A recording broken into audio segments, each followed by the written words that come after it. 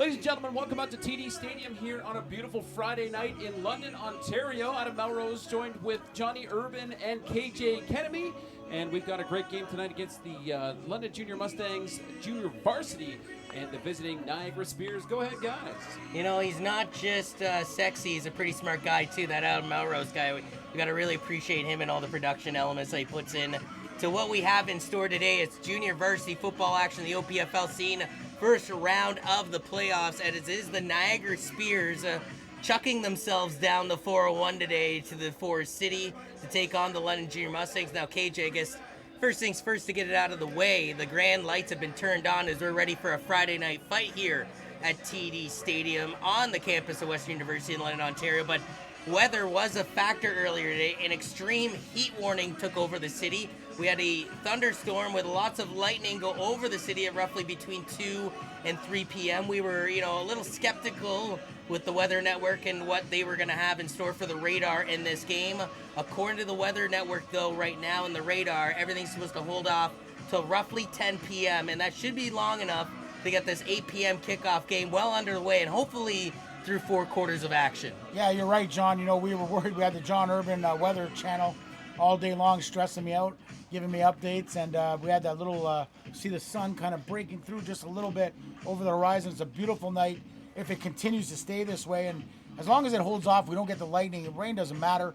These teams are both ready to play. This is actually a repeat of last year's Bantam playoff game, Niagara, at London travel to Niagara on a Friday night, and we're beating Niagara punched their ticket to the West Final at Bantam. So interesting now, all these guys have moved up to JV. First year guys. There's been a history here, though. Niagara has had success here, John. I remember back in the OPFL days, the London Junior Mustangs were 8-0, and very similar to this club, they had a bye and then a default, and next thing you know, they had 3 weeks off. Well, the Mustangs don't have 3 weeks off since they played, but 4 weeks because of the Canada Cup, the 2 bye weeks, and of course, the default from Vaughan. So, you just don't know what team's going to show up here tonight, but at least it's clear skies, and it looks like the kickoff is going to be clear sailing. This is not the first encounter between these two squads in 2019.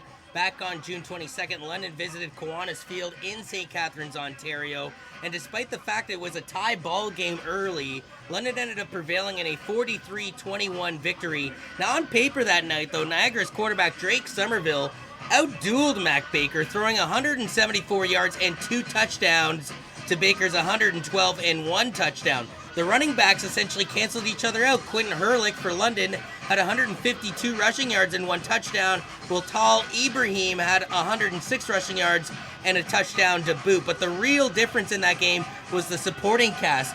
Quentin Hurlick's supporting cast gave him another 118 yards of support on the ground, whereas for Tal Ibrahim, just 48 yards. And that seemed to be the difference later in the game in that 43-21 final. Well, and the other part was the defense. In the second half, Coach Dave Martin made an adjustment. I was talking to him about it, and what happened was Quinton Williams stripped the football, got an interception, actually returned it for a touchdown, to flip the switch on that game, and the defense got another turnover, gave the Mustangs a short field, and that's why the stats were a little skewed. But again, the Mustangs did pull away 43-21. They're 8-0, undefeated. Matt Snyder's back-to-back, Western Conference championships and conference championships. Now he's got to get it done in the playoffs. Let's go back to the element, though, which are the elements of the weather. You see down on field level, the turf is somewhat dried out, but you do see puddles on the track that surrounds it.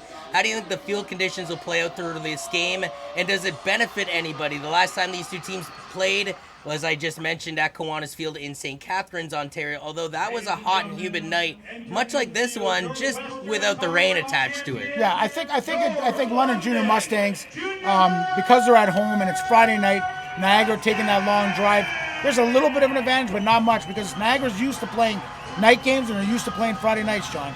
Now we got the boys rolling out on the field here at TD Stadium.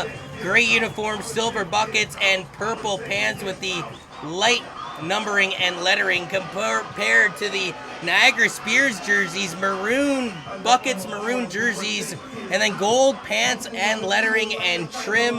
Again, the wind has somewhat died down. I hope for the players on the field's sake that they do get some wind gusts, as it's been a very hot, sticky and humid day here in the Forest City. And again, this is junior varsity action, first round of the playoffs. No rest for the wicked, though, as KJ Kedemy was alluding to. This is a junior Mustangs team that has not faced competition in well over 3 weeks. And we'll see if the rust that naturally would accumulate over that time plays a factor early in this game against Niagara. Yeah, and the Spears, they have nothing to lose here. I mean, they were tied 21-21 at the end of the half at home. They're on the road. They're the decided underdog. I think the Stumbling Bumlin had them losing 36-16, and I wonder who that guy is, but that's been pretty good all year. He's been pretty sharp on the predictions.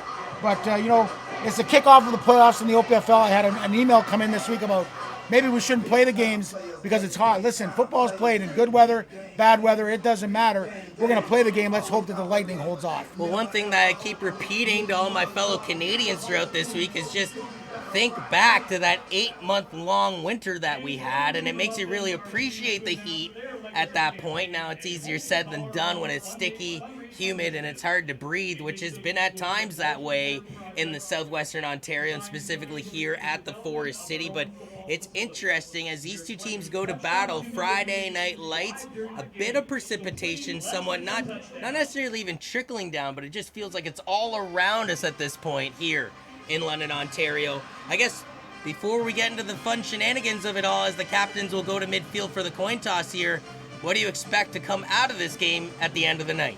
Well, I think for the junior Mustangs, they have to get back to what's worked for them. That's running the football. They've done a great job of playing good team defense. For the Niagara Spears, it's that passing game. If they can get that going, if they can get some big plays and keep themselves in this ballgame, the longer they're in this game, the more opportunity they're going to have to possibly upset. But I think at the end of the day, the Mustangs with the run game and the defense might be just a little much, but we're going to find out right ahead. Niagara was outscored throughout the regular season 258 to 136. They outscored their opponents, though, in the opening quarter of play 22 to 21. But were outscored in the fourth stanza 154 to 73. So to that point, to kind of play a little bit of a devil's advocate, this is a team on paper that seems to fly out of the gate, that spear mentality, but then sort of loses momentum as the game goes on. And as you're alluding to, in a 4-quarter playoff battle, they're going to need the first quarter to be just as good as the last quarter. Absolutely. And the Spears have been a team that's traditionally always sent teams deep into the playoffs. I remember last year we called the Tier 2 game, Ron and I, and they're a team that's experienced, they're battle tested. So this is a huge ball game and a great place to be, great atmosphere. As the Mustangs do have their first time, they'll have home field advantage in JV at the OPFL level. So the Junior Varsity London Junior Mustangs are ready to battle the Niagara Spears here at TD Stadium on your Friday night. The lights have been turned on and they're ready for a fight, are these two teams, to see who makes it off to the conference finals of the OPFL. And you got a great game tomorrow happening in Hamilton. Essex Ravens at JV going into Hamilton, John. So lots of great playoff football ahead. And this JV division in particular, John, I think that the champions should come out of the West because it's been so competitive in the West. Even the team that didn't make the playoffs, they could have made the playoffs had they been in the East. Looks like we're heading off to the national anthem here at TD Stadium. We got junior varsity football action on the other side as we pay some patronage.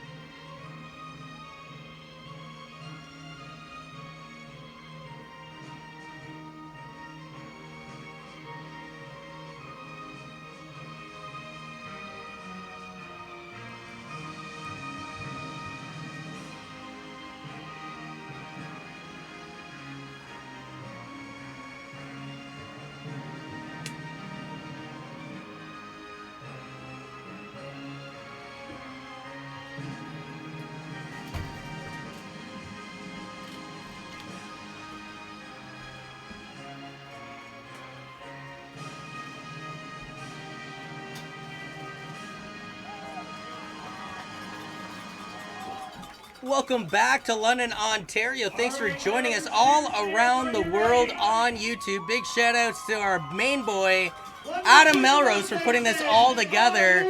You know, those kids you used to pick on in the AV room all the time in school. Well, those kids end up becoming, well, pretty smart individuals. We got to credit Adam Melrose for being one of those. Coach KJ Kenemy, we got football on tap between London and Niagara. And it looks like Niagara is about to boot it away. So one last thought before we get into this OPFL junior varsity football action. Just great to be back. Glad to be on YouTube, Junior Mustang TV, Purple Kool-Aid Production. Thank you to Alex Stoddard, our cameraman, who works diligently for us on the camera. So the maroon jerseys go out there with the ball placed at the 45-yard line. Kicking this one all away should be Dejon Johnson, number 10. Although it does appear like number 81 of all people in the maroon uniform will be approaching the ball. According to my stat sheet, that would be Mateo Kanakis, who also plays wide receiver. So actually Kanakis appears to be the one booting this way, despite the fact that the OPFL stat sheet says that Deshaun Jackson has been doing all the punting and kicking so far. This one takes one bounce and actually misplayed by number 81 of the Junior Mustangs as they now try and get up the field in a hurry. He'll break over to the left side, and he'll be down in a hurry, number 81. Jamie Lane. As, again, I don't have another sheet here, partner. So, again, we'll see Jamie Lane bringing this ball up here. 11:49 remains in the opening quarter of play as we see Mac Baker and the, well, London offense go back onto the field for the first time here tonight. Yeah, that was Jamie Lane, and he let the ball again. We talked about the rust. The ball bounces over his head, and he was able to pick that up and get about a 16-yard gain. It'll be 1st and 10 for the Mustangs, John. First offensive play of the game for the guys in gray with the purple pants. Looks like a jet sweep to the near side, and then again, that's Jamie Lane. Lane's got to cut in through a couple tackles. He'll be lucky to get to the 25-yard line. Looks like a gain of 3, second down now coming up for the home squad. Yeah, Lane on the jet sweep, and early in the game, he walks up a little bit ginger, John, as he kind of looks like he's limping there, but a minimal gain of about 2 yards, like you said, John. Averages 12.6 yards per rush on the season, 8 rushes, 101 yards, and 3 touchdowns for Jamie Lane in the rushing department. In the air, he's also caught up 317 yards and 4 touchdowns. Second play, 2nd and long. They're going to throw it. This one is caught. And receiving it is Carl Collinson, the Strathroy secondary product. It's a first down for London. Yeah, that's Carl Collinson just from his slot position. And he catches the ball from Baker. A nice quick throw. Mexico is what they call it. A quick little hook route. And he gets about 19 yards and a Mustang first down. Mac Baker during the regular season completed 57.5% of his passes, 6 touchdowns, 3 interceptions. But Baker got a lot of his damage done on the ground. 392 rushing yards and 9 touchdowns. He's going to go to the air here. It's another complete pass to Lane. Lane's going to break through past the 30, the 20, the 10. No flags on the field. It's a touchdown for the Junior Mustangs. That appears to be a 69-yard touchdown for Jamie Lane. Yeah, Baker, this time they put Jamie Lane in a place you don't see him to the field. And now he's playing the slot position, actually the fullback position, the H position. They run the same route, catches it, turns it upfield, and what a start for Mac Baker. 69 yards to pay dirt with 10:21 remaining in the opening quarter of play for Jamie Lane. He had 4 touchdowns on the air and 3 touchdowns on the ground for 7 total touchdowns in the regular season. And less than 2 minutes into the postseason, he already has a major here as the extra point is good. Although there is a flag at the end of this play. If it's against Niagara, though, well, they'll probably just tack it on afterwards, and it'll be a 7-0 ball game here for the Junior Mustangs. And maybe, again, take us through that play one more time. Jamie Lane on the kick return, Jamie Lane on the jet sweep, and then Jamie Lane with the big touchdown pass, Yeah. 69 yards to I'll try to get Pater. it on the replay here for you guys as I'm trying to pull it up. Here it is. As you see the Mustangs come out, I'll just kind of get on a telestrator here. And there's Jamie Lane in the slot. They kind of hit him on the seam route, actually. He breaks a tackle, number 14, I think there, John, missed the tackle. And you can see as there's no one's going to catch him, and that's a London Junior Mustang touchdown. Yeah, after the 30-yard line, it was nothing but pay dirt for the Junior Mustangs and Jamie Lane. You questioned him, saying, oh, it looks like he was limping after the first offensive play of the game. Well, Not so much. yeah, no limps there as he, well, limped his way 69 yards to pay dirt. Yeah, and Jamie Lane is one of those guys. you know, if he makes one guy miss, he's going to be very difficult. I'll tell you, 2 years ago, when this Bantam team had an opportunity to beat Hamilton in the conference finals, Jamie Lane was missed after the first game of the year. He had 4 touchdowns, John, in the first game, and then he got hurt in track and field, and that Mustang team fell just short in the conference championship to the Hamilton Junior Ticats. So a buck 29 or 39, I apologize, into this game, and the pressure's already been applied to the Niagara Spears offense, as on the kick return, they will get past the 20-yard line up to the 22, and that's where the Spears offense, led by the running back Tal Ibrahim, will take the field for the first time here tonight. Yeah, Tal Ibrahim averaging 5.2 yards a carry this year, John, is definitely a threat, but also their throwing game. McRae, 609 yards passing. Somerville, 523. So they're very balanced with either quarterback. Yeah, it's interesting that they rock the 2 quarterback system. McRae with 7 touchdowns, 3 interceptions. Somerville with 4 touchdowns and 3 interceptions. Just trying to make out the number partner, though, of who are they starting in this game. I believe it's Drake Somerville, the man that got the job against London in the regular season back on June 22nd. So 3 will run to the line on the near side. The ball is snapped a little high, and it's settled down for Tal Ibrahim. Ibrahim will try and fight to get to the 25-yard line, marked at the 24 for a gain of 2. Inside run there, and this time you see the Junior Mustangs, as the defense is able to kind of just, corral the running back. Basically, nothing doing. This is where the Mustangs have been really tough. Interior running, there hasn't been much room for teams to get in. The Mustangs, once again, that defensive line doing a great job. Somerville, for the most part, pretty much a pocket passer. He did rush on 10 occasions in the regular season for 67 yards. That's an average of 6.7 yards per run. With those numbers, you'd think they would get him a little more ground game. Another high snap settled down by the quarterback, an almost identical play to the first one. And they lucky to gain maybe 3 or 4 yards again with Ibrahim on the carry. It'll bring up 3rd down quickly, though, for Niagara. Once again, the Mustangs linebackers very active. Keyshawn Cuffin on the tackle. And just like I said, John, just going to be very tough to run on at any type of Dave Martin defense, whether he's at South or he's with the Junior Mustangs. He is not going to allow you to beat you. He's not going to allow you to beat him on the ground up the middle. That's a tough one, though, for Niagara, as your defense allows a 69-yard touchdown from Jamie Lane on the first drive of the game. And then your defense, offense, I should say, goes 3 and out, forcing Deshaun Johnson to punt this away. 33 punts during the regular season. Got underneath this one, though. This punt will touch the overcast above us here in London. Then goes off the fingertips and would have been a live ball. Luckily for London, as it goes out of bounds off of a Junior Mustang. Going back to Deshaun Johnson's punting numbers, though. 33 punts, 1,022 yards. That's an average of 31 yards per punt. Yeah, that punt was hanging up forever, John, and went off a Mustang, but it would have been no yards, but there is no call, so it looked like the Mustangs touched it as it went out of bounds. Still great field positioning for London to work with, as I believe they'll already start on the Niagara side of the turf with the ball placed at their 51-yard line. Yeah, so good field position for Mac Baker in the offense, and surprisingly, we talked about the running game. Well, they came out early, and they've got 89 yards passing on the first 2 throws of the game from Mac Baker. And I believe the no yards penalty was actually picked up, partner, by the official on the turf. So they will orchestrate this next play from the 51. 1st and 10, London. As Mac Baker, their quarterback, goes back to work after throwing 739 yards during the regular season.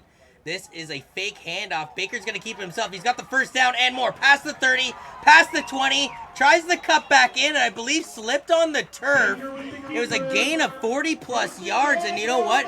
Looked like he would have had the touchdown, but he tried to make one cut in, and the turf monster, who's a bit slippery today, we might add, got him. Yeah, you were talking about that, and there you see it as Baker looked like he was going to score. Tried to cut it back inside, but a good job on the zone read as he's able to keep it, and maybe we'll get the replay after this play. Averaged 10.9 yards per run and got well over 35 yards on that attempt. He gives this one to Quentin Herlick. Herlick, that averaged 8.5 yards per carry, 808 rushing yards on the season. Picks up about 4 yards on this affair to bring up 2nd down.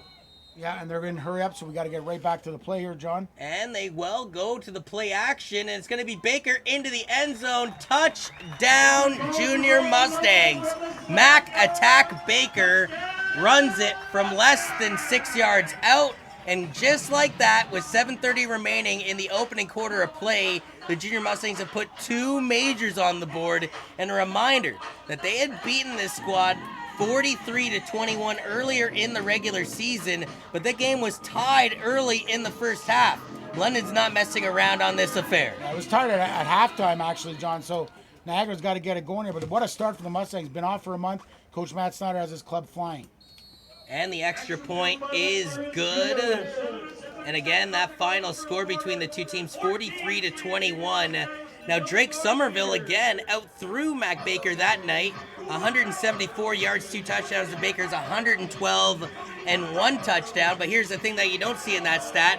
Baker's running game, and on that affair, Baker ran it from midfield on the first play, and if he didn't slip, it looked like he might have had a touchdown, got it into the red zone. They ran one play to Quentin Hurlick, then went right back to a play action where the quarterback hung on to it, and it's a QB run for the touchdown. And here it is on the replay, John, as you see Baker on the zone read. He sees at the end, commits, pulls it, gets a good depth step, and then you could see just the athletic ability of this young man as he just flies through.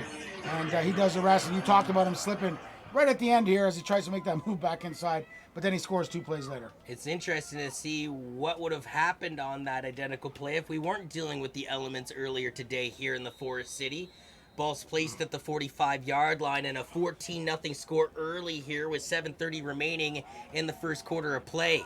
Niagara will need to get back into this in a hurry. They're going to try and use their kick return game, but they will struggle to get back to the 25-yard line. I believe on the kick return for Niagara was number 14 on that play.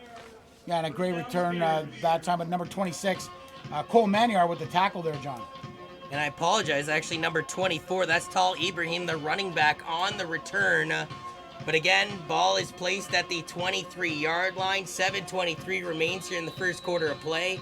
Already 14-0 for London. All systems go, all systems green for the team wearing gray and purple here this evening.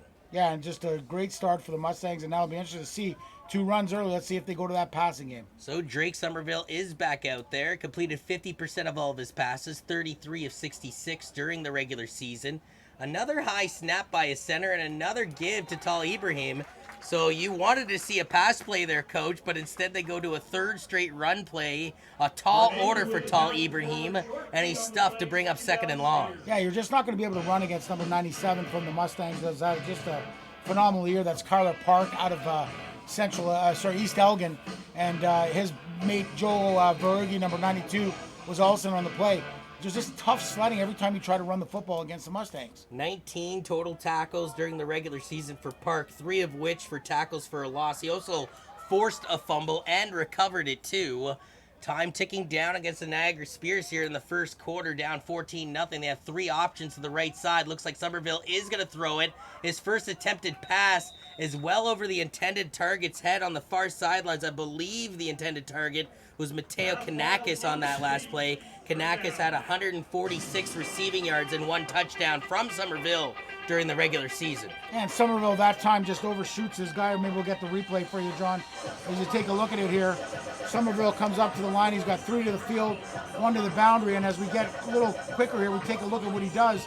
He looks kind of over to the right. He's got his intended receiver, but he's not even open. Great coverage that time by the Junior Mustangs. No real win to speak of, and again, for a guy like Deshaun Johnson, who averaged during the regular season on his punch 31 yards, let's see if he gets more yards on this one. A little bit better distance, but not by much. Now, this one actually rolls in the Junior Mustangs' favor as it came back towards the kicker. They picked it up at the 40-yard line, and I believe the flag on the field is for not enough yards, so the Junior Mustangs potentially start this next drive from their opponent's 35. Yeah, that was Quentin Hurlick doing a good job of getting on the football and just smart football, and of course the 5-yard penalty variety because it was on the ground first. Speaking of Quentin Hurlick, Jamie Lane with the big touchdown to start this game. Then Mac attacked Baker on the QB run. Do you expect to see more of a dose from Quentin Hurlick on this next drive? I would think, although I think the Mustangs have come out with an idea that they're going to go after the Spears through the air, so maybe they understand that the Spears are game planning for Hurlick. We'll see what happens. Either way, the Mustangs have a lot of weapons. Already starting from the 35-yard line, Mac Baker looks to go to the air, and he's going to gun this one down to Jamie Lane in double coverage. incomplete pass, and you see the Niagara Spear product there, and Josh Morley on the coverage spill a tire at the end of that one. That field is looking more like a slip and slide. Yeah, not sure what I know Matt's got a play called jumper where you look one way, you take a shot with one of your best receivers, but great coverage that time by the Spears, John. Yeah, double coverage too, and it would have taken a heck of an effort from Jamie Lane to sandwich himself between those two defenders and somehow come away with the pigskin. 2nd and 10 after the Junior Mustangs took a shot to the end zone on their first down play. Baker sends to the line, looks over to his left side, quickly throws it. It is completed. That is Carl Collinson, ladies and gentlemen, that led the squad with 390 receiving yards during the regular season. But I would find it interesting. Led the squad with 17 catches, led the squad with 390 yards, but only 2 touchdowns. It's kind of quirky. Well, the Mustangs, Carl's gotten a lot of balls into the red zone, and that's why the running backs have had so many touchdowns this year. But again, you see the idea, get the ball to Carl Collinson. I didn't think he got the first down there, John, but the referees awarded him the 10 yards. Yeah, the Zebras gave it to him anyway from the 25-yard line, though. So it snapped to Baker, who moved to the right side. This is a handoff to Herlick, and look at the gap close up in a hurry. Ooh, looked like some WWE maneuvers going on down there. I don't know if Goldberg would appreciate that finisher, but regardless, it stalls the Quentin Herlick run to the right side to bring up 2nd down. Yeah, Nicholas Sorello that time was in on the tackle, John, and again, just like you said, the Spears, I think earlier, taking away the run. That's their focus, and a good job that time by the front 7 of the Spears. Cirillo led the team in the Spears with 42 total tackles during the regular season, 4 of which were for a loss. Do they go back to Quentin Herlick? No, they'll throw it to Jamie Lane. Lane's past the 20, looks like he has the first down, and wow. Coach, take me through that one, because that play looks so simple, yet so effective, and they pick up the first down and move the chains. Yeah, so they get 3 to the boundary against 2 from the Spears, and maybe we'll get the replay for you in a second, but I'll tell you what they do is they get the ball into their athlete's hand, and you see what Jamie Lane can do when he runs the 200 as we watch as the Mustangs are in hurry up, so we'll come back to the highlight later, but just a good play design by Coach Matt Snyder. Putting pressure on the Niagara defense, but they end up putting pressure on themselves. The offense was about 10 yards into Niagara territory by the time their quarterback and Baker had snapped the ball. So as you can see right here, John, you got 2 defenders, okay, against the Mustangs 3. And what ends up happening is we get the bubble screen. We'll kind of get a little bit quicker here. There it is. They get the advantage. And then you see Jamie Lane as he's able to completely just run by and get that first down. Great play designed by Coach Snyder. An effective one at that as it moved the chains, but this penalty goes up against London, so now it's 1st and 15 from the 17-yard line. Baker takes the snap, looks like a handoff to Herlick. No, Baker holds on to it himself, and once again he slips. Now this is one thing for a mobile quarterback like Mac Attack Baker. His mobility is somewhat limited by the conditions of the field. Yeah, and that time Baker just slipped there, and I'm not sure what happened, John, but mixed up in the backfield. So Baker getting some more instructions from the near sidelines. 3:45 remains here in the opening quarter of play in a 14-0 game. Thank you for joining us on YouTube all around the world here in London, Ontario on your Friday evening. Baker, once again, play action, rolls out to the left side of the pocket, pump fakes, then hanged on to the ball, avoids a couple tackles, but Coach, I mean, it looked like he was going to throw it the whole time. Even after he crossed the line of scrimmage, he still had that ball in a throwing position. And yet, he ends up taking a couple tackles for a very short gain. They'll have to bring out the kicking unit as a result. Yeah, I don't understand what he was rolling out. He had his guy wide open in the flat. I don't know if we're going to get that play. Let me see if I got it here for you, John. I think I do as we take it through here. I'll fast forward right to the player as this is the one he loses. Brady Lister will go out there to attempt a field goal. 3 of 4, 75% during the regular season. This from the far hash mark at the 26-yard line. The snap and the hold is good, and the kick is wide right, though. Niagara gets out of their own end zone thanks to the hustle and muscle of Morley, Josh Morley. But, wow, Brady Lister, 3 of 4 in the field goal department during the regular season, 21 of 21 on extra points. Coach, that wasn't necessarily a long field goal. Do we just go back to the weather? Yeah, I think it does, and I'll be honest with you. I didn't know what. I didn't see much warm-up at the beginning of the game. I came out, Niagara was out here warming up, and I just think that as a kicker, I know they had their warm-up at 7:30. It's a hot night. It's very smart by Matt not to have that longer warm-up, but the kicker should be out here working on things, and you see it there as he misses that field goal. So for the third time in this game, Niagara's offense will take the turf, and they're looking for something, well, anything more than they've put on the board, which is a 14-0 deficit. They're going to go to Tal Ibrahim. Ibrahim, though, again, will struggle just to get about 2 or 3 yards on this play. Now, I understand what they're doing. This is a gentleman that collected 5.2 yards per play, 3 rushing touchdowns, over 300 rushing yards, but right now, the London Junior Mustangs are honing in on their main weapon in Tal Ibrahim and shutting him down. They're a passing team. I mean, they had a guy, Tessier, with 350 yards receiving, Deshaun Johnson, 331, Canales with 146. Like, I just don't understand the game plan so far. We'll see if they need or want to go to more of an aerial assault here with 2 minutes remaining in the first quarter of play. Somerville will send 3 to the line. He's got 3 options to his right side. In the pocket, he's going to unleash. He's got a man behind the secondary, off the fingertips of the intended target in Javier Lewis. Lewis, 109 yards during the regular season and 1 touchdown. But, Coach, he catches that one. He's got over 70-plus yards and a touchdown in the playoffs alone. Yeah, what a route. I mean, just a nice little post route. And, wow, the Mustangs are dodged a bullet there. I'll say that to you, John, because that definitely could have been a huge play. That was just the spark that the Niagara Spears needed on offense, but unfortunately it did not flicker into a flame. And as a result, their punter, Deshaun Johnson, has to go out again. But what it does, John, for them is it shows them that they can find some spots here where they can take shots, and that was close. You had Raiden Applebaum out of St. Joe's on the coverage. Deshaun Johnson had 33 punts during the regular season. This will be his 3rd punt of the postseason. And this one, I would say, was his best punt so far. A knuckleball sent to the 50-yard line where Quentin Herlick has some real estate down the far sidelines. In on the 30, past the 20, cuts in at the 10. Now there's a flag, though, back at the 32-yard line. This may be coming back, Coach.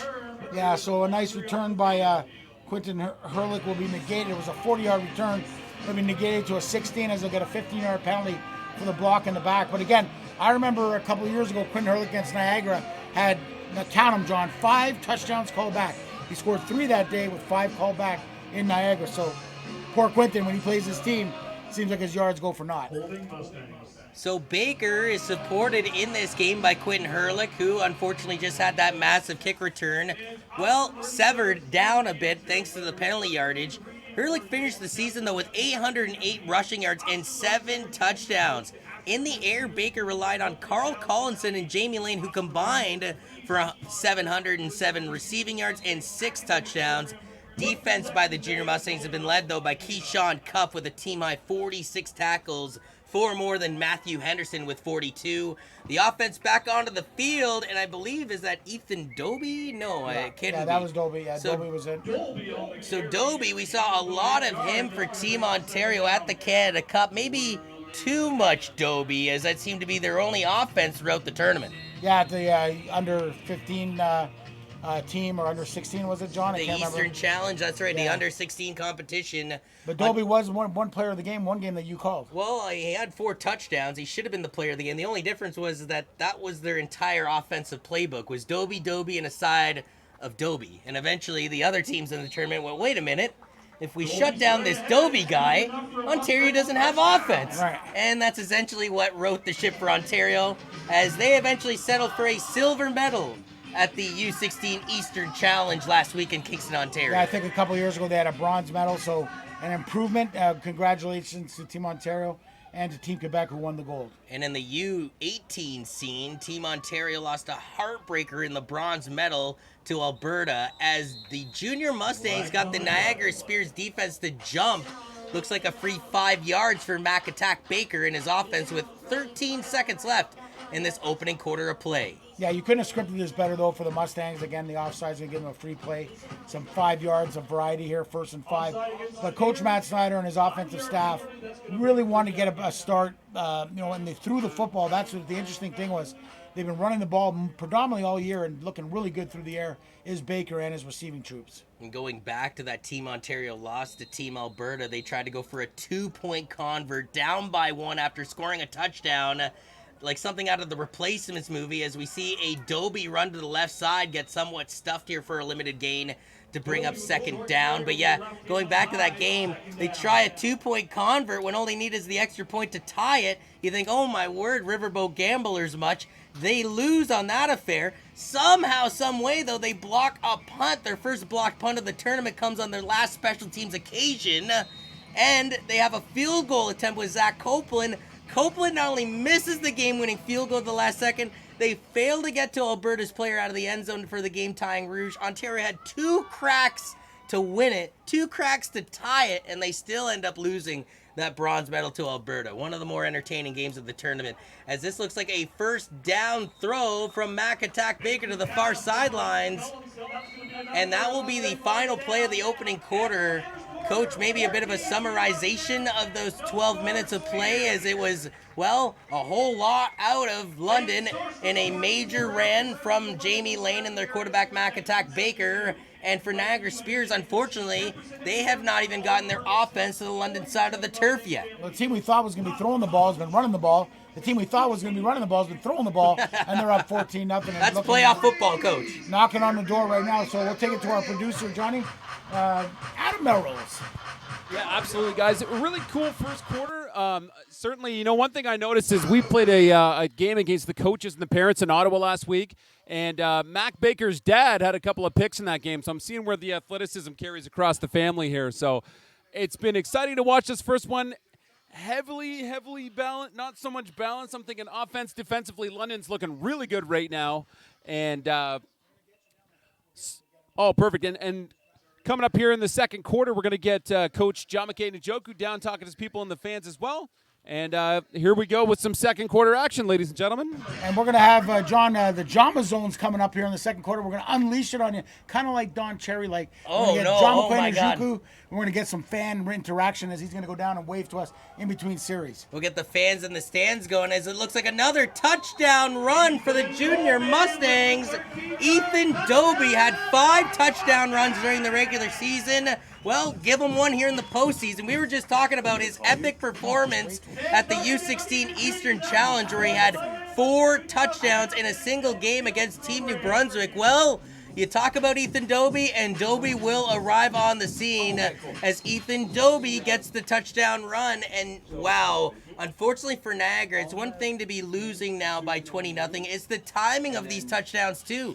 London scored on their opening drive of this game through Jamie Lane. They scored on their second drive of the game through Mac Attack Baker, their quarterback. And now on their first drive of the second quarter, you have another Ethan Dobie gallop for another rushing touchdown. Yeah, and I know we don't have the replay up there for you folks, but I'll tell you, Dante McPhail, John, watch him come from his fullback position here and just annihilate the 2-back.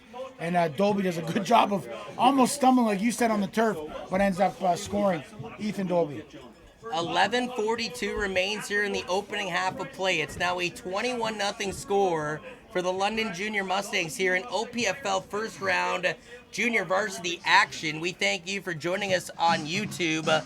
And big shout outs to Adam Melrose for making this all possible. Amazing audio and video skills, folks. Not just the audio and video. He's combined the both. It's amazing how he does this with the technologies, Jay. Yeah, Adam's one of those guys that does a lot for our program, and he saw this and he jumped right on it, and he's saying, we got instant replay. I got Coach Mills. Hey, Coach Mills from Essex watching us right now, and shout out Tim. Good luck in your playoff run as you start tomorrow. As he's watching, saying it's pretty good quality. So getting the replays has been new, so bear with us as we try to do a good job of getting you some replays tonight. Yeah, Mr. Melrose making the rest of the OPFL pretty jealous of the coverage that the Junior Mustangs are getting. Now this one goes off the kick returner's hands, off the field goal post, back to the kick returner, who gets walloped around the 15-yard line. Now, Coach, it's not a dead ball when it hits that goalpost, but it looked like several players on the turf sort of went into autopilot the second that it did. Yeah, I thought it was a dead ball, to be honest with you, John. That's how I thought the rule was, but they didn't call it, and they're actually moving it to the 13-yard line. What a tackle there by the Mustangs and their special teams. And going back to the Canada Cup, actually seeing a team attempt a punt where their long snapper snapped it off the crossbar, and the officials got confused by that. Now, on that play, that should have been a live ball, but they ruled it was a dead ball, and they redid the down. So I forget which team in particular got away with that one, but yeah, their long snapper snapped it right off the crossbar as they were trying to, I would assume, concede a safety with their punter deep in their own end zone. But yeah, crazy things can happen. And that's one thing people understand in the Canadian brand of football, the field goal posts are right at the goal line. In American brand of football, they're down behind the end zone. As again, you have the Niagara Spears on the offense going into the air. This ball is completed. And then Keyshawn Cuff gets in there like a freight train and cleans it all up. Looks like it'll be a limited gain of maybe a yard or two here from Niagara with 11 minutes remaining in the opening half. And again, you're listening to Junior Mustangs TV on YouTube. This is the London Junior Mustangs Junior Varsity Squad against the Niagara Spears in first round of competition. Yeah, and tomorrow, John, you're going to be on Rogers TV. You got 2 games to call. You got the Bantams in their first conference in West Division Championship. They'll be hosting the Niagara Spears. And then the varsity game, that's going to be a well of a football game. That's going to be the Hamilton Junior Ticats and the London Junior Mustangs. Last time those two varsity titans met off against each other was 6 overtimes needed. Blitz coming here from the Junior Mustangs. Drake Somerville evading it, but look at this run path. He went left, then he went right, then he went left again. He went, wait a minute, right could be a good option. Oh, what about that left side? Well, he ran about 20 yards, folks, but only maybe gained 3 or 4 on the play to bring up third down. Yeah, just an interesting run there from Drake as he was kind of had to elude the pressure, like you said, that came from the defensive end from the Mustangs. Hard to set up blocks, though, down the field when you don't commit to one side or the other. Here's the replay if Adam could get it up for you real quick, and we'll just show it to you here, guys. And it's not the right one, so we'll have to come back as bear with us. We're trying to get you the replays here. And there it is, Adam. I got it now. As we'll see Somerville and his dipsy doodling as we kind of fast So he forward. grabs the ball, though, and he escapes the pressure. Yeah. So he goes left, then he cuts right. Then he thought, oh, maybe left again. And then by the time he goes Didn't right, work out everything's holed up. There's a fake on the punt, and I don't know if he got it, Johnny. They are awfully close. I believe Niagara has picked up the first down with a little bit of trickery. Running the Run DMC. I love that call. You know, you're down by 21 points. You're expecting a punt, and you come out and you run a fake, and what a masterful decision that time. And deep in their own territory, too. What a time to pull it, because if they don't pull that off, I mean, the Junior Mustangs have been getting excellent field positioning all game long. That would have been their best field positioning of the game to start, though. As back onto the offense goes Drake Somerville and the Spears, as it looks like Keyshawn Cuff and the Junior Mustangs defense is now even hungrier after getting caught on the trickery with the special teams unit out there.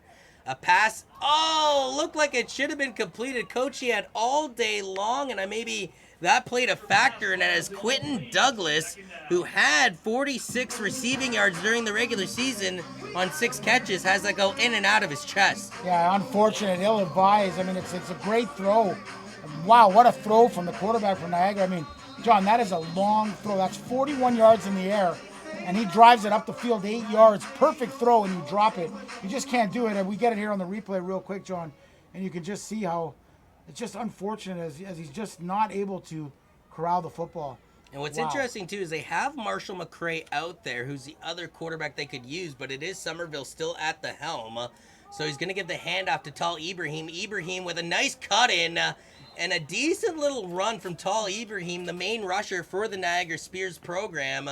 He'll be shy of the first down, but again, 3rd and short, we'll say, for Niagara coming up. We've already seen him pull one trick play off. Christian Thompson, that time from his defensive position from the field, came in and made a nice tackle in pursuit and didn't allow the first down because that looked like it was going to be a first down, John, from Ibrahim.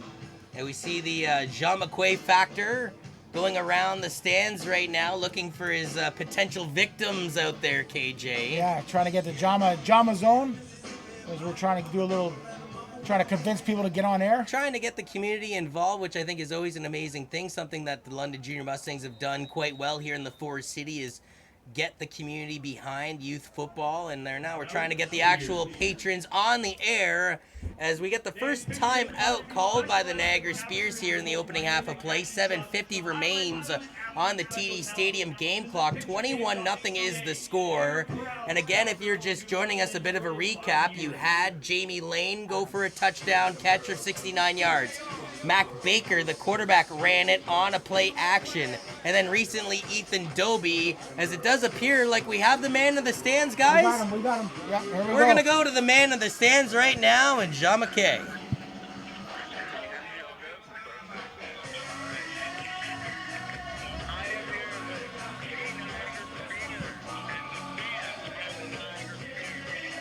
This is the first time I've done John fan, so I don't know what to talk about. I know you guys are excited. I'm You're having excited. fun, John. I'm hungry. There's a bunch of London Junior Mustangs fans, and of course the Niagara Spears have graced us with their presence today. They're loud. All the fans loud. They're proud. And their team is getting down. I have a question for you, Spears fans. Okay, before a big game, what do your kids, what do your student athletes love eating? Mine eats pizza. Oh, I got pizza. Pizza. Ninja turtle. Carbo-loading spaghetti.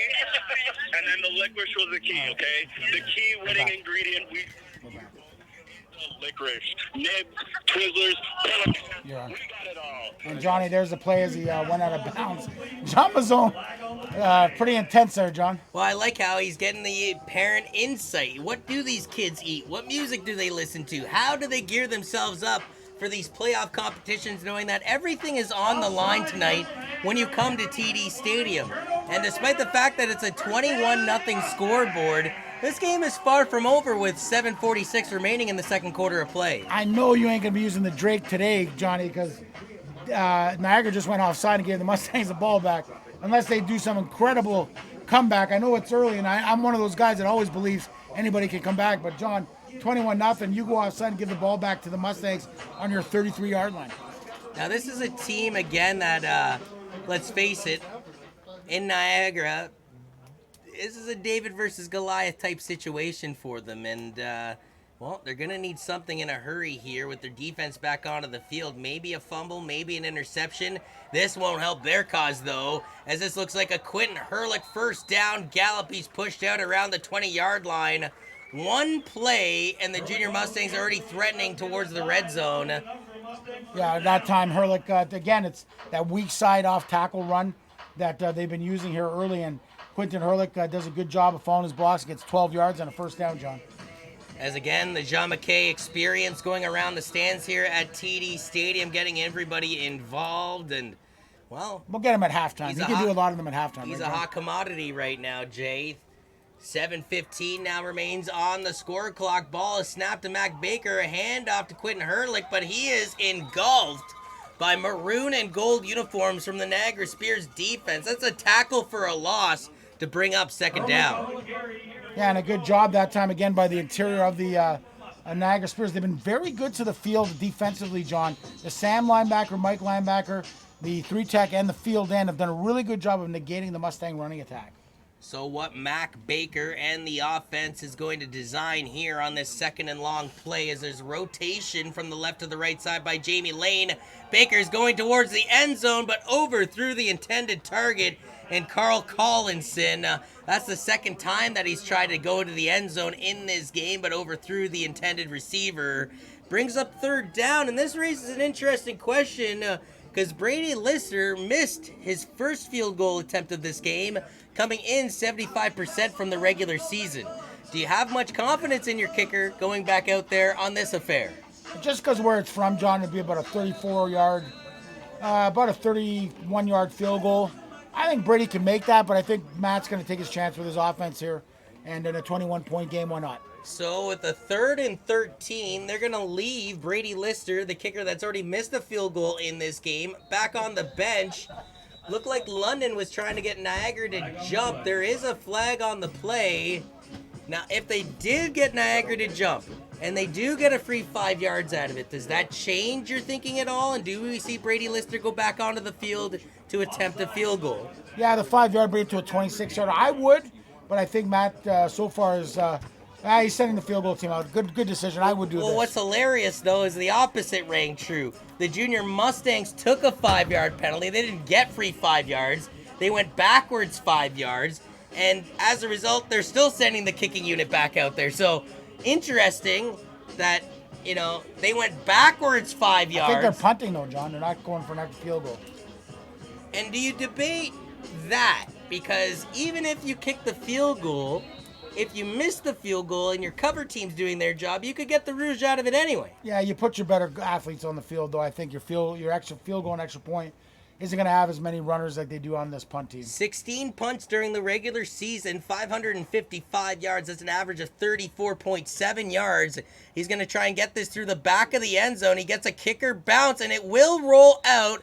That's the most Canadian play in all of football, folks. That's a Rouge. And the single point on the board will bring the score to 22-0 in favor of the London Junior Mustangs here with 5:53 remaining in the first half score. And you can see the weapon that Brady Litzer is. I remember we were calling the game in Hamilton that same weekend of the 6 overtime game at varsity. And I remember Brady had to come in, and he had all the points, field goals, extra points, touchdown passes, touchdown runs. You were going crazy. Yeah, Brady Lister definitely made that 6 overtime game even more theatrical than even thought possible. But it was Max Capriotti and Ottawa GG's kicker commit that ended up booting it through the uprights. And that ended over a 2-year streak. No OPFL team had faced the London Junior Mustangs at that level and thought that they were even beatable. Back-to-back undefeated seasons. And then what do you know? 6 overtimes later at Ron Joyce Stadium, and Hamilton walks away the winner. As we go back to the Niagara Spears offense, and sort of like bread and butter, it doesn't change here, folks. They go to the run. Jake Somerville hands it off to Tall Ibrahim, and Ibrahim again is lucky to get 2 or 3 yards out of this play. Now, normally I would say if your running back is picking up 2 or 3 yards, that's a-okay. That's a good foundation. But unfortunately, that seems to be the only offense we've seen in this game from the visiting squad. The only foundation that works is in 4-down football, though, John. I mean, in Canadian football, you're getting 2 or 3. Now you're in 3rd and long. You know, these teams, you know, Niagara especially, you got to do more with your offense to try and score in Canadian football. So Drake Somerville has 3 targets to his right side. Does he dare throw it to one of them? The blitz coming from the inside edge. It's a handoff, and you know what? Niagara beats that blitz by running it right up the gut, and they have the first down as a result. Yeah, first time today that we've seen them run the ball in the interior with some success. You know, John, as we look forward, to this playoff run that the Mustangs will be on in the whole OPFL, you're going to see some great games. I'll tell you right now, though, Niagara getting this first down, they got to take some shots here to get themselves back in this ball game, down 22-0. Coach wants to see if they'll take some shots here. 1st and 10 from the 45. Do they oblige? 3 run to the line to the right side of Somerville. He'll hand it down to his running back, though, Tal Ibrahim, who scoots over to the left side. And once again, deja vu all over again. A gain of maybe 2 or 3 yards from Ibrahim. Yeah, the defensive line of the Mustangs are just owning that initial surge. And, as that time they tried to run the counter play, and it just wasn't there, John. And a good job by the Mustangs. Team defense is what we preach with the Mustangs. That's what you saw in that play. All right, so they've gone to 3 consecutive run plays here. Is it safe to say that we finally do see a pass on this occasion? You would think 2nd and 9, but last time they ran, so who knows? Under the Friday night lights of TD Stadium, 2nd and 8 for Niagara. 3 options to the side, near side for the quarterback. He rolls out to that near side, but no real targets got open for him. The intended target on this throw that ended up having to run back in on the ball was number 6 in the Niagara uniform.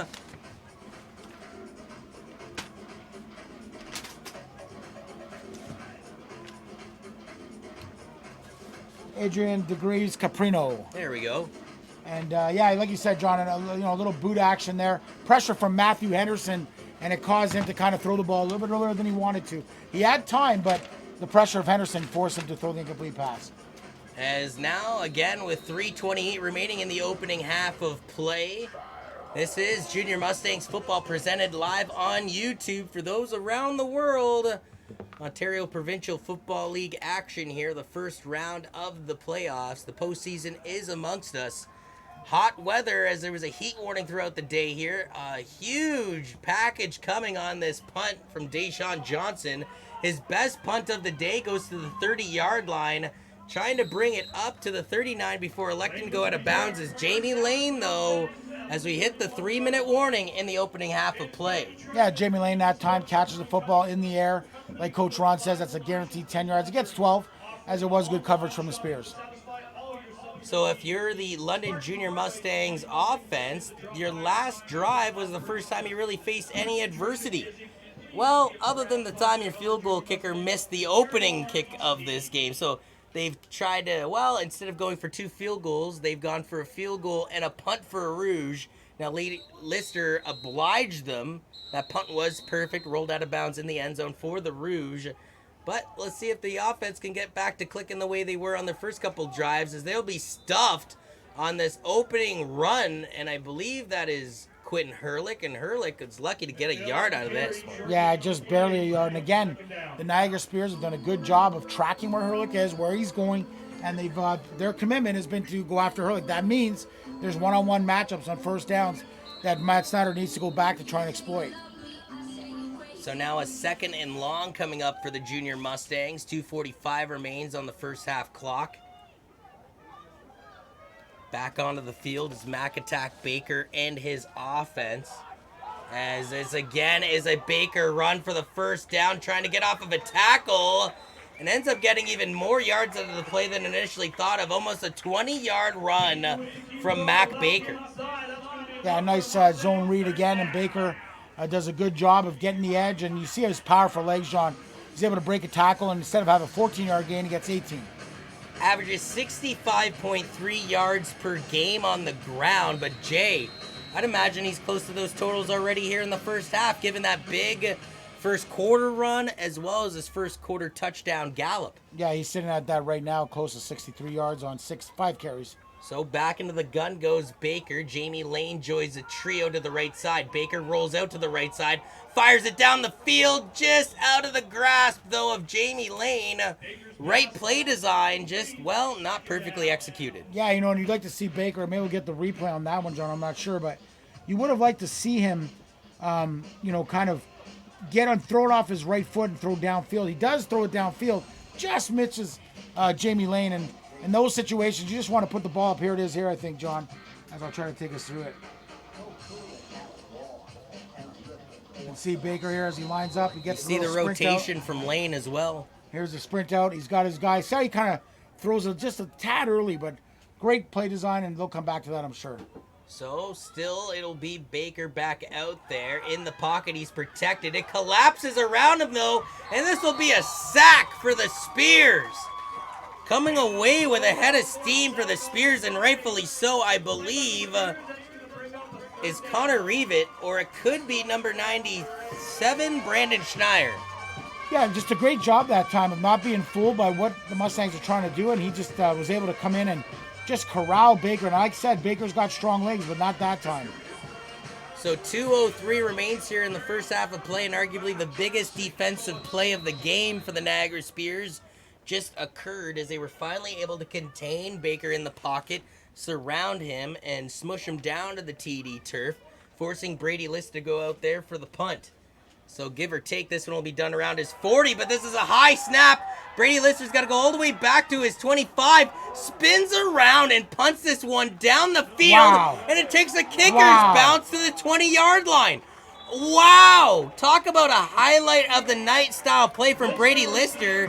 He just took over for the bad long snap and literally spun around and booted the ball 40 yards down the field. Yeah, we'll see if we get that replay, but I'll tell you, what you like there, and this is what you have in Brady Lister at a Parkside. You got an athlete, John, and he's able to get out there and then just make a great play out of nothing. And I'll tell you, man, that was close. I think I got it here, Adam. Let me see if I can pull it up for us here on the replay. I'll try to scoot through here for us. Here it is. We'll get the long snap over his head, and you can see it here, John. He's able to pick it up and have the wherewithal to drive it. A 34-yard punt, folks, is where it ended up being when it looked like it was disaster for the Mustangs. Yeah, Brady Lister, truly the hero on special teams. It was incredible how he was able to grab it, though, on this wet turf, spin around, and on a pivot foot, still boot it towards the Niagara sidelines. And he's in grade 9, John. He'll be one of the JV quarterbacks next summer. What an athlete. Tremendous kid. Got to coach him last year. Just great parents at Parkside. Great coaching there. He's going to be a great kick. Now, it looks like there's a flag. I'm not sure. I think the offense is going back on the field. Well, here, there's a John. Niagara coach out at the 40-yard line there, Jay, and he is visibly upset at the officials right now. Did they hit the kicker? I wonder. Let me go Well, back they there. smashed Brady. That's what I was going to ask you. Watch Lister gets Yeah. pummeled on that. Yeah, he does, as we see it in the replay here. And As the we go flag back. is back at the 20 where that Yeah, occurred. here it is. You can see it right here, folks. Right there, you see Brady, and he gets hit. It's because he went for his knees, John. Unnecessary is because the guy goes right for his knees, and they're going to call that every time to protect the kicker. Now, the only thing I would argue, though, if you're the Niagara Spears, is what do you want me to do on that play? I'm trying to go after the ball. And It's the same rule with the headshots, all right? The game's changed, John. Yeah, I the don't guy's like it. spinning around on his pivot foot, Jay. You can't go There's first nothing play. the Niagara player can do on that. As long as you make contact with the ball first. I hear what you're saying, Well, John. okay, like- it's a bad call in the old days. That wouldn't have been allowed. Let him go out there with a sleeping bag then, and then he can put the actual kicker in the sleeping bag as he tackles him on his pivot foot. That's And we not, can- but it's not that, John. It's in the interest of protecting guys. You want to protect quarterback's arms. You want to protect the kicker's legs. And I get it. It is what it is. If the kicker isn't a stationary, I and if agree. the kicker, your I don't quarterback like is the in call, the John. pocket. I'm just telling you why it was If called. a kicker goes back 30 yards and is spinning around to try and boot it down the field, I have no idea how you call roughing the kicker on that particular play. Well, it's because, like I said, John, you can go for the football. You can't go for the legs, and the guy did go for the legs. You're right, though. He's I trying just to make don't a see- tackle. First of all, Jay, you don't even think he's still in a punting motion at that point. You're just tackling the guy who Absolutely. grabbed the ball. I agree. It's a bad call, but And- it is what it is. And there's going to be a timeout taken here by the Junior Mustangs with 91 seconds left. And there's actually a Niagara Spear player at the 35-yard line. He's going to get up on his own accord. But it looked like there might have been some cramping taking over. And maybe you could talk about that a bit, Jay. Humidity in the air. What kind of things do you tell your players going into this game to make sure that they don't cramp up? Drink lots of water. I mean, don't start on the night before the game. Don't start on the day of the game. You got to start 4 days before, hydrating with Gatorade. We tell our guys have one Gatorade 4 days before with 2 liters of water. Then we tell them have 2 Gatorades 3 days before with 3 liters of water. Then we try to tell them that as they get closer, cut the Gatorade down to maybe 1.5, and minimal on game day, lots of water. 22-0 is the score here between the London Junior Mustangs and the Niagara Spears. It's a Friday night fight under the lights here at TD Stadium at Western University. The winner will advance to the conference finals of the OPFLC next week, so London is looking to host one of those games out of this affair. Baker is going to go to the near side. Carl Collinson tried to snag it off the turf. Near official says, though, that he tried to trap it, though. Incomplete pass, 3rd and 10. And I imagine Brady Lister's going out to boot this one away. Yeah, he's going to come back out. John, the one thing I'd say about Baker is, great start. I'd like to see him throw the football to different guys. Just get everybody else involved. But again, Carl Collinson just short on that. He's been targeted 5 times with 3 receptions. Jamie Lane's been targeted 5 times with 2 receptions, John. I mean, you can't argue much with a quarterback that threw over, 700 yards. But, yeah, he just seems to be missing his targets by about that half a yard as this game wears on. We'll see if that plays That's a the factor. rust from the 3 weeks. As that Brady kick. Lister will get this one close to the end zone. It actually drops around the 10-yard line. This deflects off of a couple legs. Now, that's an interesting call. Maybe we'll have to get the replay on this one, Coach, because I thought that actually went off of a Niagara leg, then off of a London leg. As soon as it went off the London legs, though, that's when the flags came out.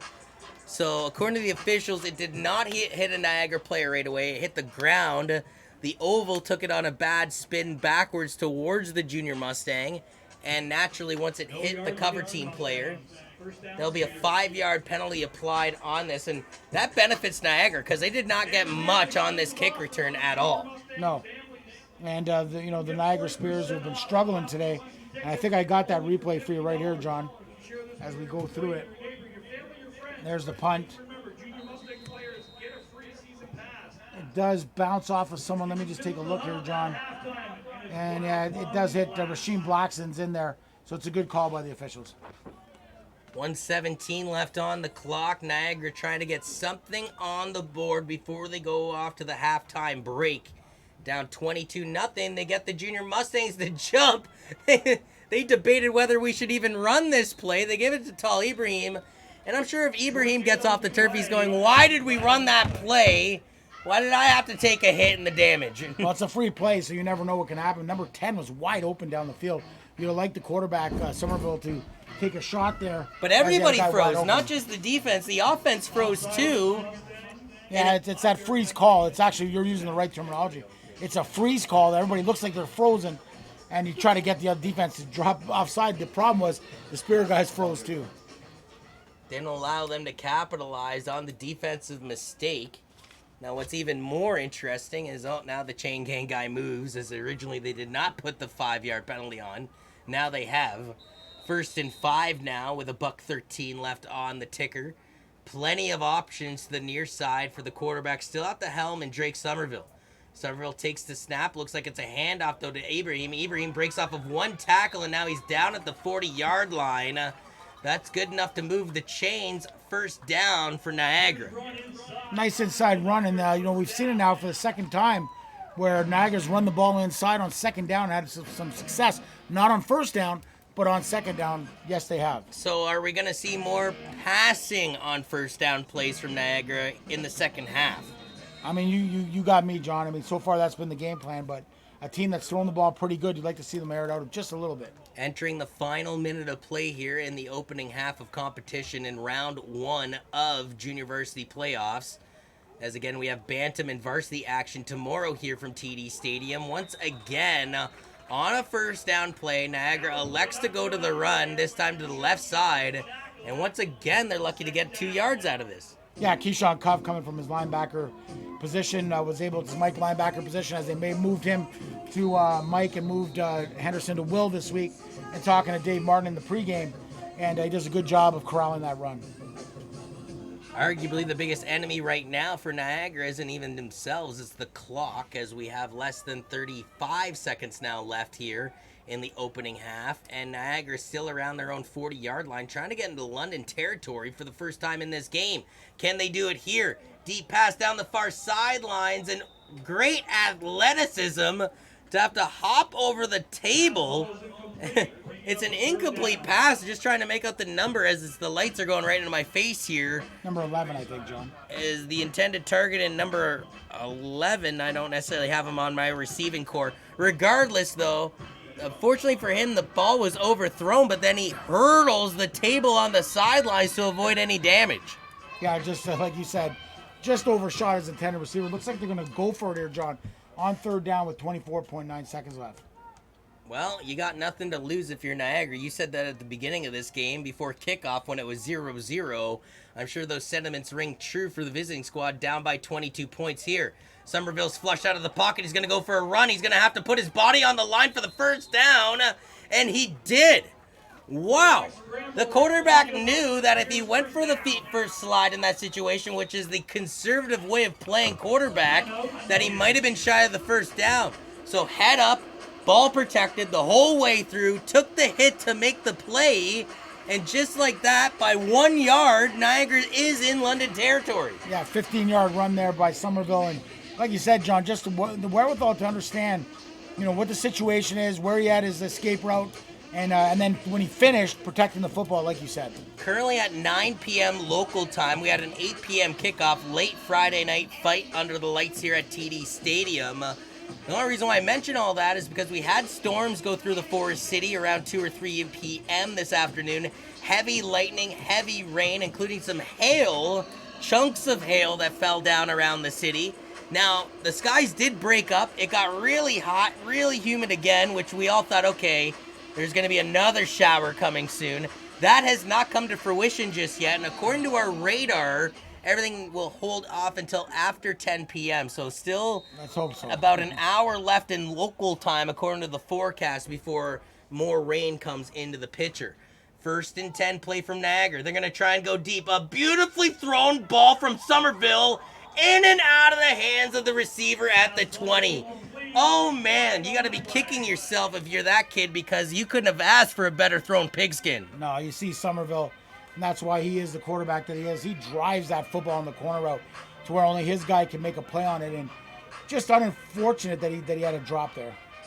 To make matters worse for Niagara, they actually took a penalty on that play.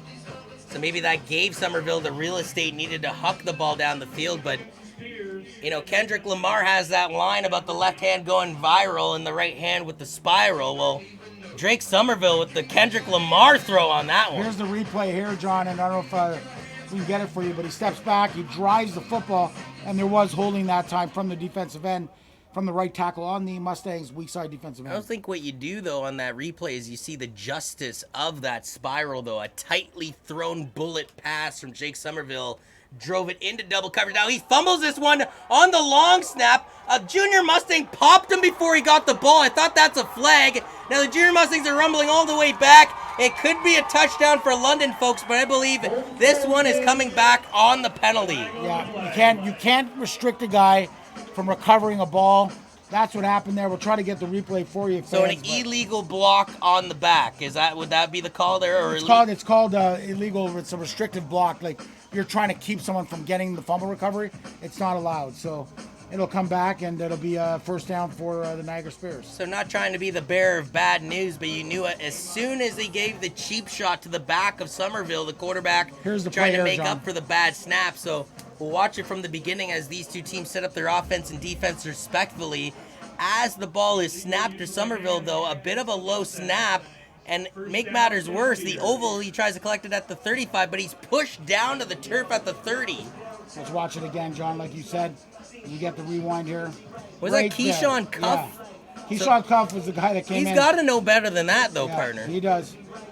So that's a good call, and Joe Verugi, or whoever returned it, I'm not sure what the number is. Looks like Christian Thompson at CCH will not have his first touchdown of the season. Yeah, you gotta feel bad for that gentleman because in his mind, as he's rumbling towards that end zone, I'm surely as a defensive player too, you're not thinking, okay, I do this every other day. You're thinking, hey, this is my big shot, my big moment to celebrate with my fans, my family, and the millions watching around on YouTube all around the world. Well, no, an illegal block brings it all back. Now, what's interesting too is there's 1 second left on the clock here. A quarter cannot end on a penalty, folks, so we still have one play left in the bag and sort of an extended timeout for both teams to utilize to talk with their respective athletes. Yeah, the referees are conversing right now, and while we have this opportunity, John, I'll thank some of our sponsors here for the London Junior Mustangs. Well, I'll say first and foremost, big shout outs to Hot Italian Sandwich hooking us up with sandwiches, cookies, watermelon today on a hot and humid day. Thank you so much to the Hot Italian staff. You got me through today. And the London Junior Mustangs would also like to thank our corporate sponsors, Beckett Personal Injury Lawyers, Source for Sports, Oxford Learning Centers, King of the Pigs, IRS, Security, Subaru of London, Budapest Restaurant, Picture Day Photography, Centerfield Sports Facility, Crown Auto Care, Spot Nutrition, and McMaster Chevrolet for supporting our great football community. Now, I've had Hot Italian. We've had King of the Pigs. You have yet to take me to this Budapest restaurant, though. That's going to be Adam Melrose. We got to go get the Hungarian food through Adam Melrose. And this is a bad throw. He fumbled it. Dropped right out of his hand, John. Now, that concludes the first half. Now, even worse, though, Somerville is limping as he goes to the sidelines. Not the way you wanted to end the first half if you're Niagara. I got the replay for us. I thought, if this is Tom Brady, though, KJ, this is an incomplete pass. And instead, they call it a live fumble. Make it a little bigger there, John. It came right out of his hand. It's that humidity that you talked about, John, as the ball comes right out. Watch it right here. And whoop! Right there. Comes right out of his hand. Now, keep an eye on Somerville, though, as he took a little bit of a low pop on, I believe, his right leg. Yeah, and it looks like he might be. And he was limping out of that. So to make matters worse, it looks like they're calling both teams back onto the field here. Maybe they're calling incomplete pass, which they shouldn't be. That was clear as day a fumble. Well, even if they do call it an incomplete pass, they're actually giving 5-yard penalty to London out of that last play. So obviously no quarter or half can end in Canadian football on a penalty. So we are going to get the teams back on here for one last affair. But on top of which, you got to feel for Drake Somerville. There was a two-back that was lined up on the field offside for the Mustangs, John. And I believe that's actually is it Marshall McCray at the helm now? That doesn't appear to be 12 at the quarterback position. As taking the low snap and throwing it over the top. Is that number 5, partner, or number 8? I can't make out the quarterback. Regardless, that will wind out the first half of play. And I believe it should be number 8, Marshall McCray, at the helm after It is. That's 8. Yeah, that's number 8.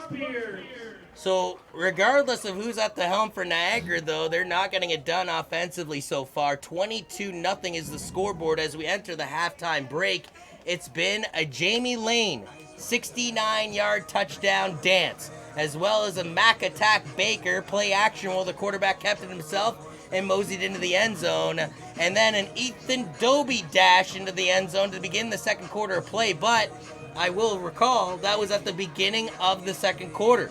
Other than the Brady Lister Rouge off of the punt, no real offense to speak of since then by the Junior Mustangs. Now, that could be concerning if you're London. I think the bigger concern, though, is the lack of offense over 2 quarters of play that we've seen from the visitors. So, before we go off to the halftime break, Coach, I'll put your melon into the Niagara Spears locker room. What are you saying to your boys? What sort of game plan are you constructing in the second half to try and make it a football game here on your Friday night? Well, you're only down by 3 scores, and you're not going to come back all at once. So you got to play one play at a time, try to win each play, and if you can, you might give yourself a chance in the fourth. Brady Lister, 69 yards on a catch and run, and then Mac Attack Baker and Ethan Doby with rushing touchdowns. 22-0 is the score for the London Junior Mustangs. For KJ Academy, I am John Urban. We'll send it back to our headquarters in Adams, Sexy Melrose. Johnny and KJ, thank you so much, gentlemen. It's been a pretty interesting first half here at TD Waterhouse Stadium. Niagara really struggling to put something together right now. London just looking dominant both sides of the ball. So we are going to go into half. We'll have a couple replays for you as we come back in. We may have Jama in the Jama zone down somewhere in the crowd. As soon as we can find them, there's hundreds of people here, and the guy's like 7 foot, so you think we could find him, but certainly we're looking for him. So hang tight, ladies and gentlemen. We got a little bit of stadium music going here for a while, and we'll be back in just under 12 minutes.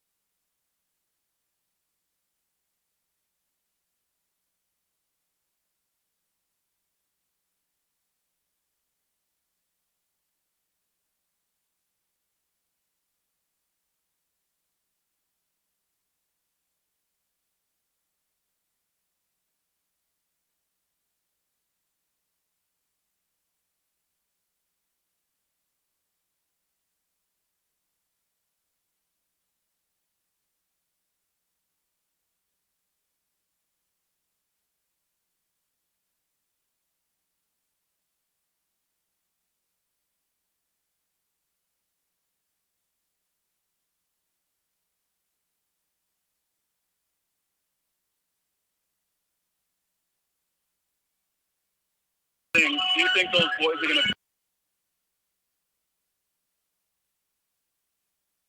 Yes, absolutely. That's the attitude. That's the attitude. Absolutely. Thank you so much, ladies. Thank you. And I hope. Who are you here supporting? What numbers? Which boys? Number 21. Nice. Unfortunately, my son is the quarterback, but he's injured, so he's not playing. Oh dear. So, I'm yeah. sorry to hear that. His season was done halfway through. Oh shoot. What was the injury? Both of their fracture on the growth plate. Oh dear. But he's over there supporting his team. He's excited to come. Yeah. And lots of good rehab in place. Yes. Oh, yeah. Good. Started his therapy, he's moving the arm, so he's good. For him, it's the long term, right? Yeah. He wants to support his team, so Good. he can get over there and motivate them. Good. Get the boys Absolutely. going. Yeah. Right? All right. Get the boys going. Don't let me bother you ladies anymore. I'm sorry to interrupt. No. Thank you so much. Thank you. I appreciate it. And I hope he has a speedy recovery. On the real. Thanks. Thank you so much. Thank you. All the best. Yep. Thanks, ladies and gentlemen. Jama down in the Jama zone in the stands. Again, the score heading into the second half of this game. London Junior Mustangs 22 and the visiting Niagara Spears 0. Hopefully they can make a nice little halftime change up at this point, but it'll only time will tell. About 6 minutes before the third quarter, ladies and gentlemen, hang tight. Thank you again for joining us here on Junior Mustangs TV, and to all of our sponsors. We'll be right back.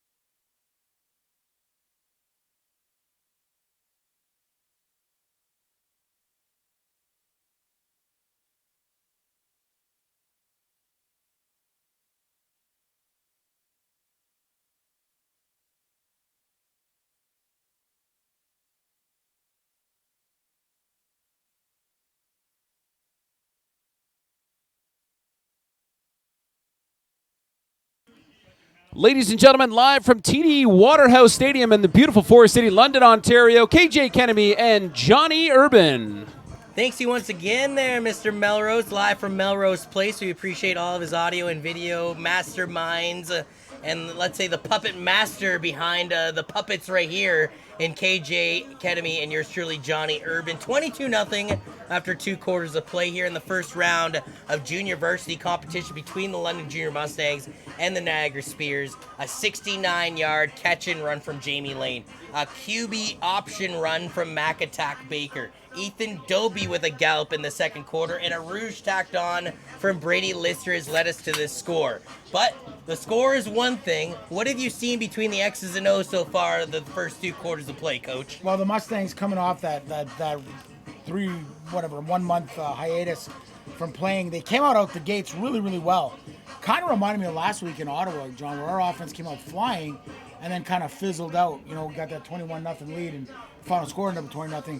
We're seeing great defense today from both teams. You're seeing on first down, the Niagara Spears taking away one of the best rushers in the league in Quinton Hurlick.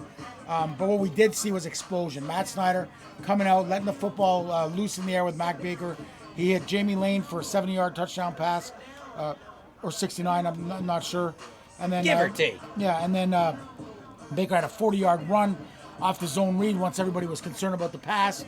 And so a great start for the Mustangs, 21 points, but the Mustang defense, they have been lights out, John. It looks like they haven't missed a week off at all. Now, in all fairness, though, a little devil's advocate and devil in the details, Niagara's just ran the ball. It's been Tal Ibrahim, and it's been a tall task for Tal Ibrahim, considering that it's a monotonous offense. It seems to go to him every time on first down, every time on second and short, every time when they actually need to pick up any sort of offense, it's through Tal Ibrahim. It makes the defensive scouting a lot easier. It really does, and for a team that threw the ball really well, it'd be nice to see if they can come out throwing here in the second half.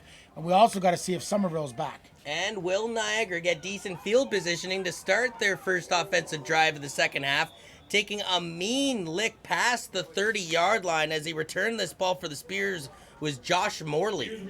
Yeah, Josh Morley, just a nice physical run. What a tackle, though, that time as the Mustangs were able to corral him. That's where the Mustangs have been very solid.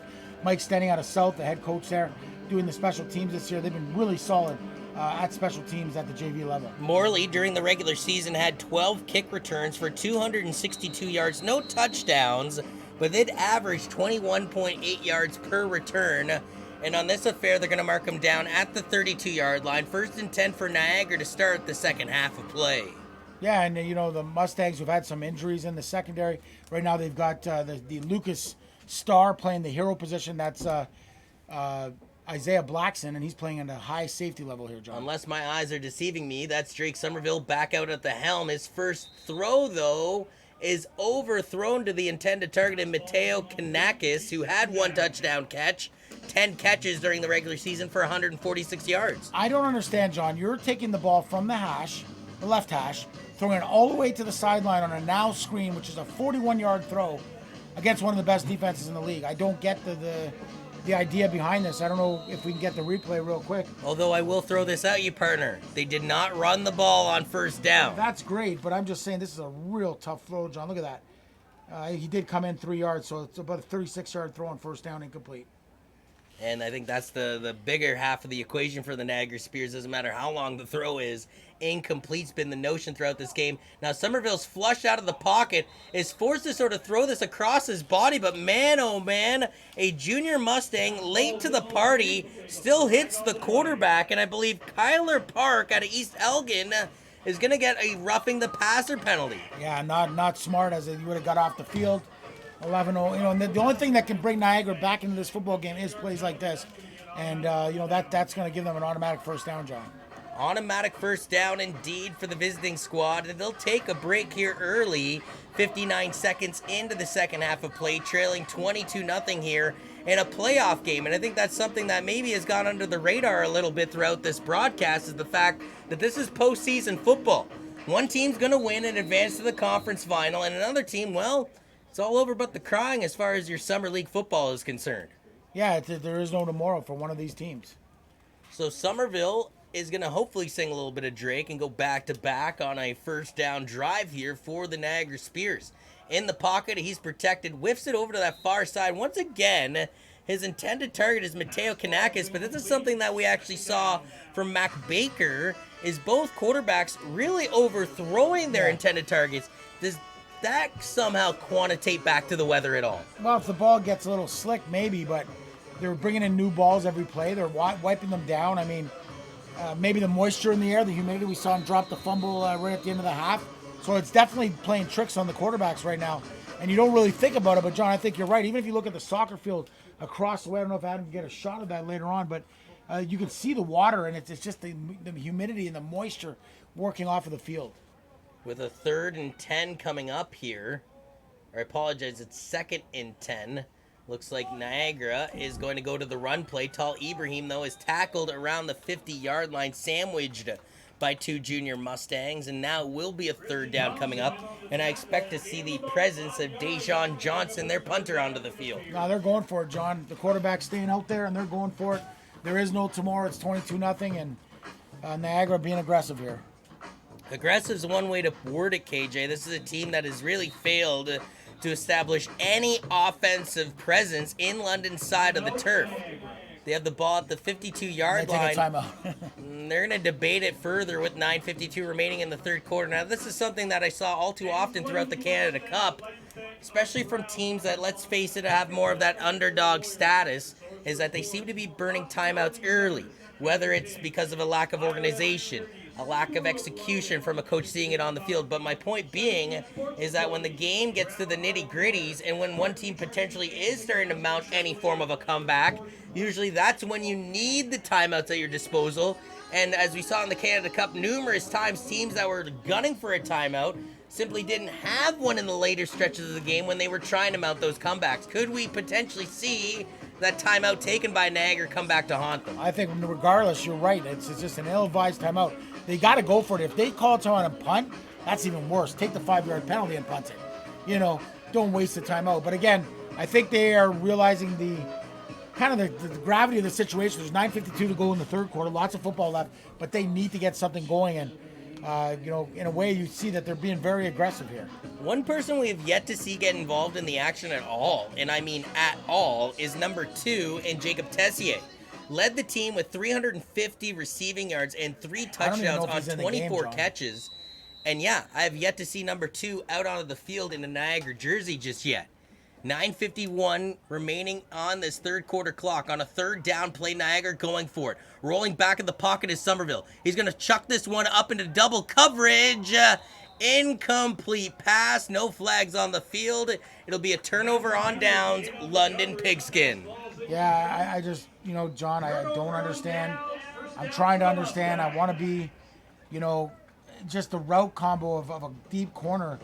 I just don't get how that's your decision when you take a timeout and you decide, hey, let's take a shot down the field. I just don't understand the thought process on 3rd down. What I'm even more thrown off by is this kid's got an arm in Drake Somerville, and yet they've tried to pour the foundation through their running back, Tal Ibrahim, and not allowed their gunslinger to use that weapon that he has for a right arm. Instead, he's forced to use it, in 3rd down situations like that one where he has to come out big, as Quentin Hurlick will break off to the left side, and I thought almost was going to escape for another big play.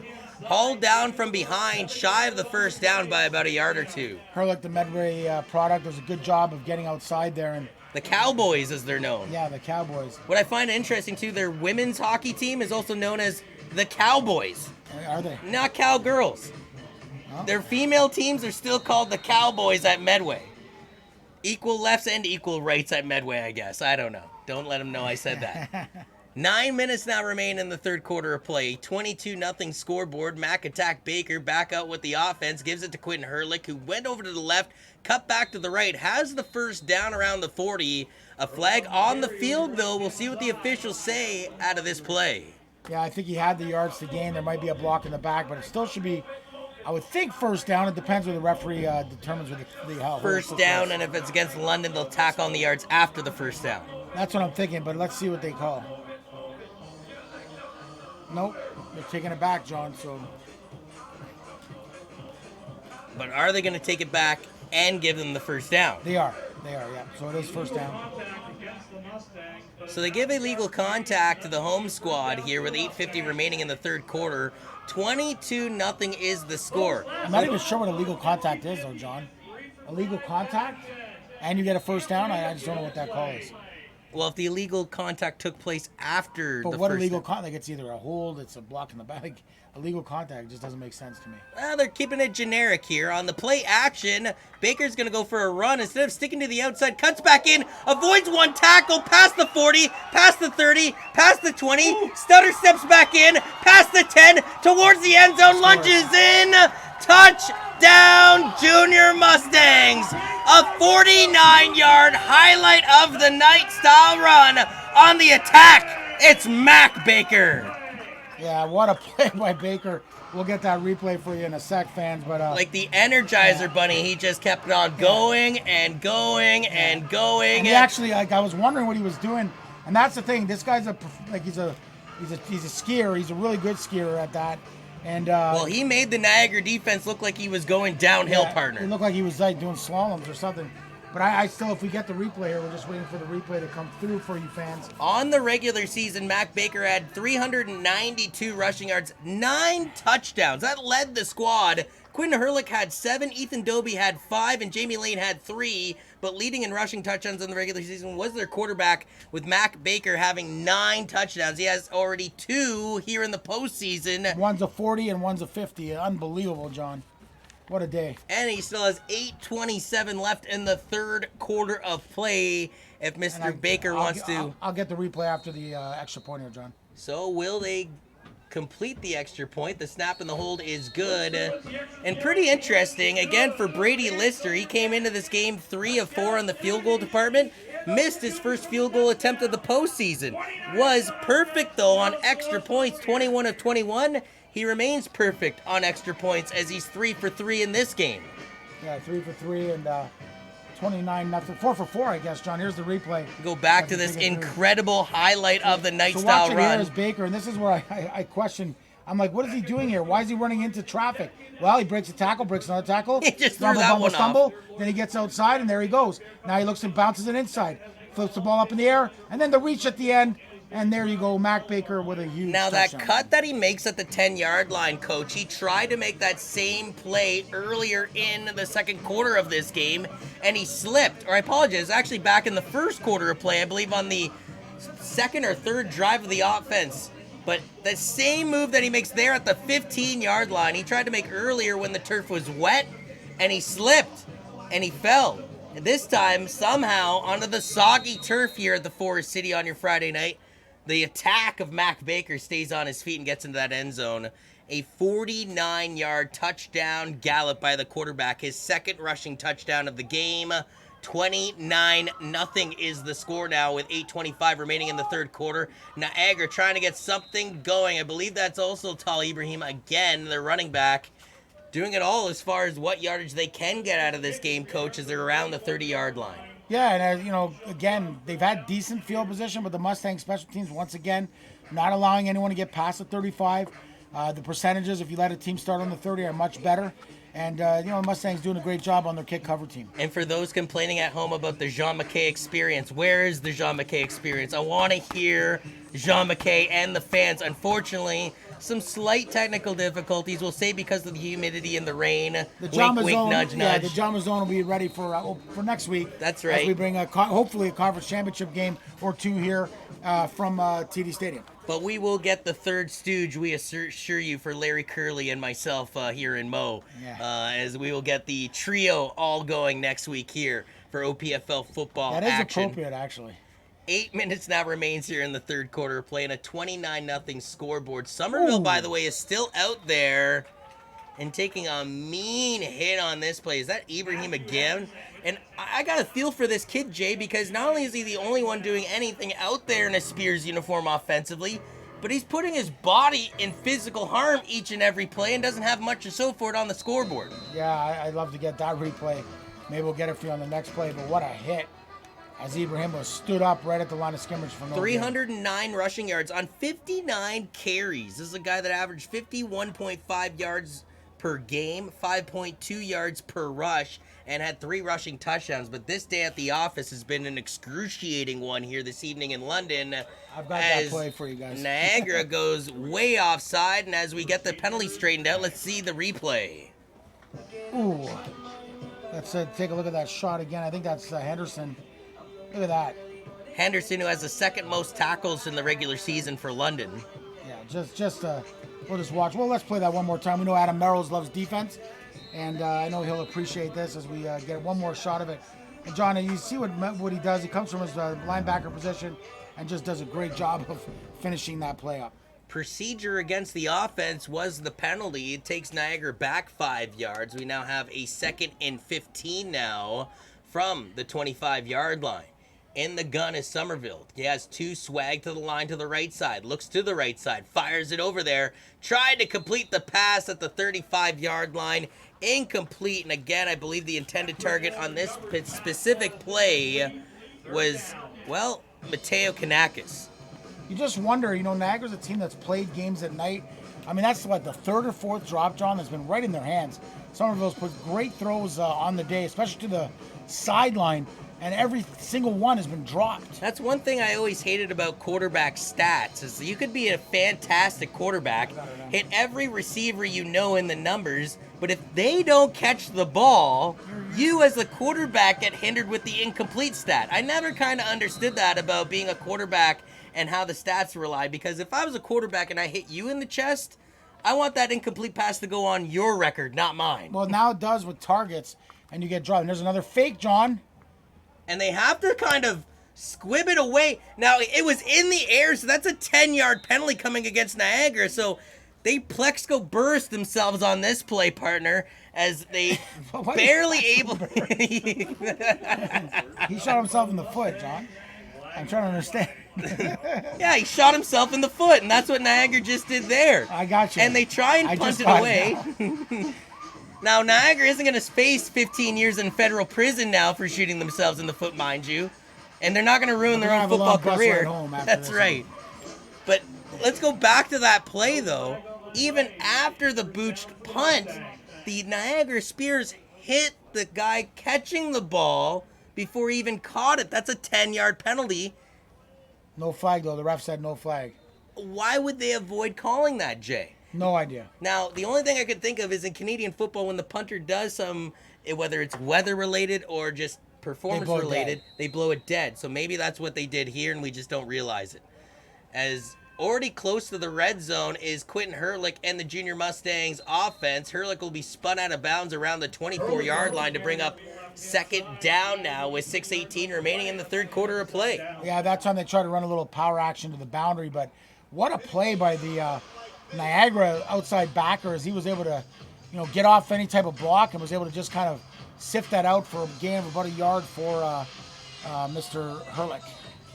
Junior Mustangs trying desperately to get back into that hot Italian sandwich red zone, which they've been doing so well in the 1st quarter of play. Not so much in the latter half of this game, though. Baker on this 2nd down drive has the running back to his backside. It is Herlick getting the ball right up the middle. 1st down and more into the end zone. Touchdown, Junior Mustangs. It's a 24-yard gallop. There's a flag, but just judging by the body language. Well, I was just going to throw this out there, though. I think Niagara had some words, because even as Herlick went in, one of the flags that was thrown was almost directly at a defensive player that just saw Herlick go by him, and I imagine there was something said that Mama Bear back home wouldn't appreciate. Looks like it, but the Mustangs are going backwards.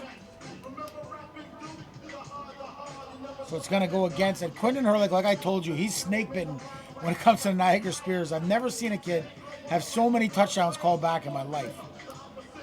You said it was 4 the last time that they played him? 4, and he's had 1 big run today, and this will be his 2nd. And again, 5, John, 5, and he scored 3 that day.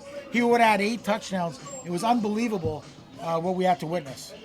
5:56 remains here in the Forest City. We're approaching 9:40 local time. Sun has well set to the western sky. The bright lights of TD Stadium are shining bright here in the grandstands. You gotta love this crowd too that came out on hand. Here's what happened. Holding on the Mustangs, objectionable conduct on the Spears, John, gives the Mustangs a first down. So again, the hold develops that play to get them the would-be touchdown.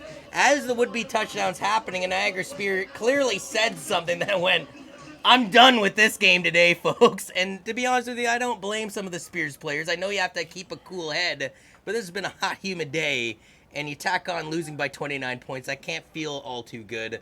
Regardless, 1st and 10 for the home team in the red zone as they have another chance at the end zone. They give it to Quentin Hurlick. Hurlick, bada boom, bada bing, and just like KJ is jinxed this poor kid. I'm going to throw that out there. No, you've jinxed him. You said that this kid gets touchdowns against Niagara, called back. He quoted 5 of them last game. This could be the second one in the row. He looked like he was back into the end zone. Another flag on the field. Snake bitten. KJ bitten is more like it. I mean, you said it, and now it's happening. I'm just telling you what I see. I'm not like, listen, I want this guy to score. I remember in Bantam, he would have led the league in rushing. He had 9 touchdowns called back in a year where he had 9 as well. He would have had 18 touchdowns that year. So the officials for now haven't even moved the ball, though, Jay. Still looks like it's 1st and 10 from the 15. Junior Mustangs have want backed to talk up. to the Niagara ref or coach for some reason.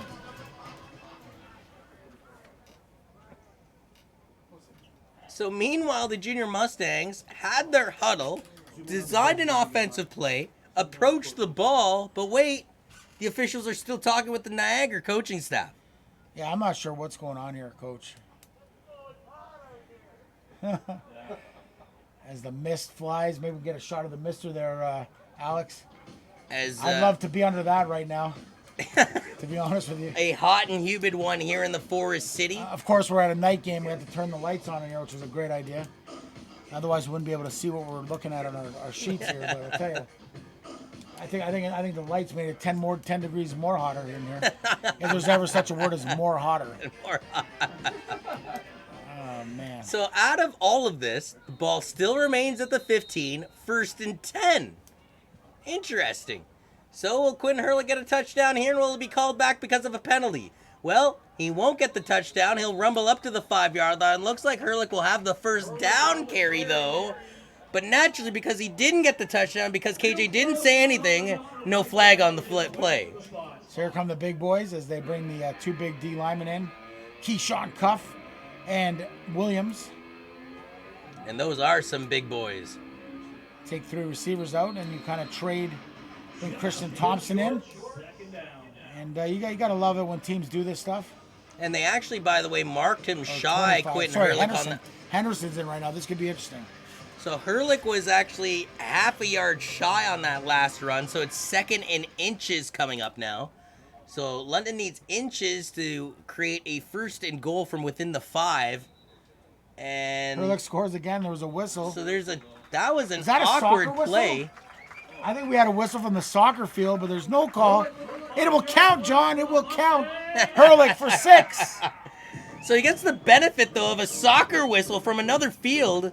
I mean, it threw me off, so I'd imagine it did throw some of the Niagara Spears defensive players off, as in the middle of the play, a whistle did go off, but we do have soccer fields to the south of us here at TD Stadium, to the right side of the monitors from you watching at home. And as a result, Quentin Hurlick, hey, what do you know? You got to be lucky to be good. Good to be lucky. He's into the end zone. And as a result, 35-0 with the extra point looming. The snap is good. I'm going to go back to last year, John. And one thing that Coach Matt Snyder, I hope he's learned, and I know he has, was that late in the game, it's 36-0 now. They're not coming back. I mean, you got to get into the 4th under 5 minutes. But when do you start bringing guys in? Last year, they lost their quarterback, Ethan Chambers, in the last 4 minutes of the game.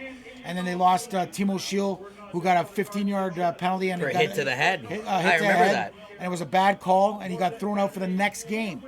Okay? So, losing those 2 guys. So, we'll see now. A lot of talent on this Mustang bench. See how long before Dave Martin and Matt Snyder start to empty the soldiers onto the field and allow them to get some playoff action. Give a big shout-out to the volunteers that make these evenings possible, including Sue Abuzini, who's going around collecting the toonies after the touchdown. That's one of the pledges that's happening through the Junior Mustangs program this year. The Toonie Touchdown Drive Pledge, and I think it's pretty cute. as they actually will, after every touchdown, volunteers go around with a bucket and they collect toonies from the parents. And one of numerous ways parents, volunteers, and, well, just fans alike can pledge money towards the Junior Mustangs, who are working hard to hopefully build their own facility one day. We like TD Stadium here at Western University, but you know what? Having your own home would be pretty cool too. As, oh my word, Josh Morley, get wet.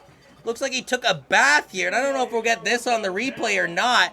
But as he came to the near sidelines, one thing that I detest about TD Stadium, going back to the reminiscing about getting our own facility partner, is the fact that this football stadium is surrounded by a track.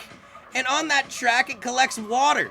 And in the particular spot where Josh Morley went down was where the pole vaulters would stick in their pole. Yeah, and there was a puddle of water on what would... That's an injury just waiting to happen.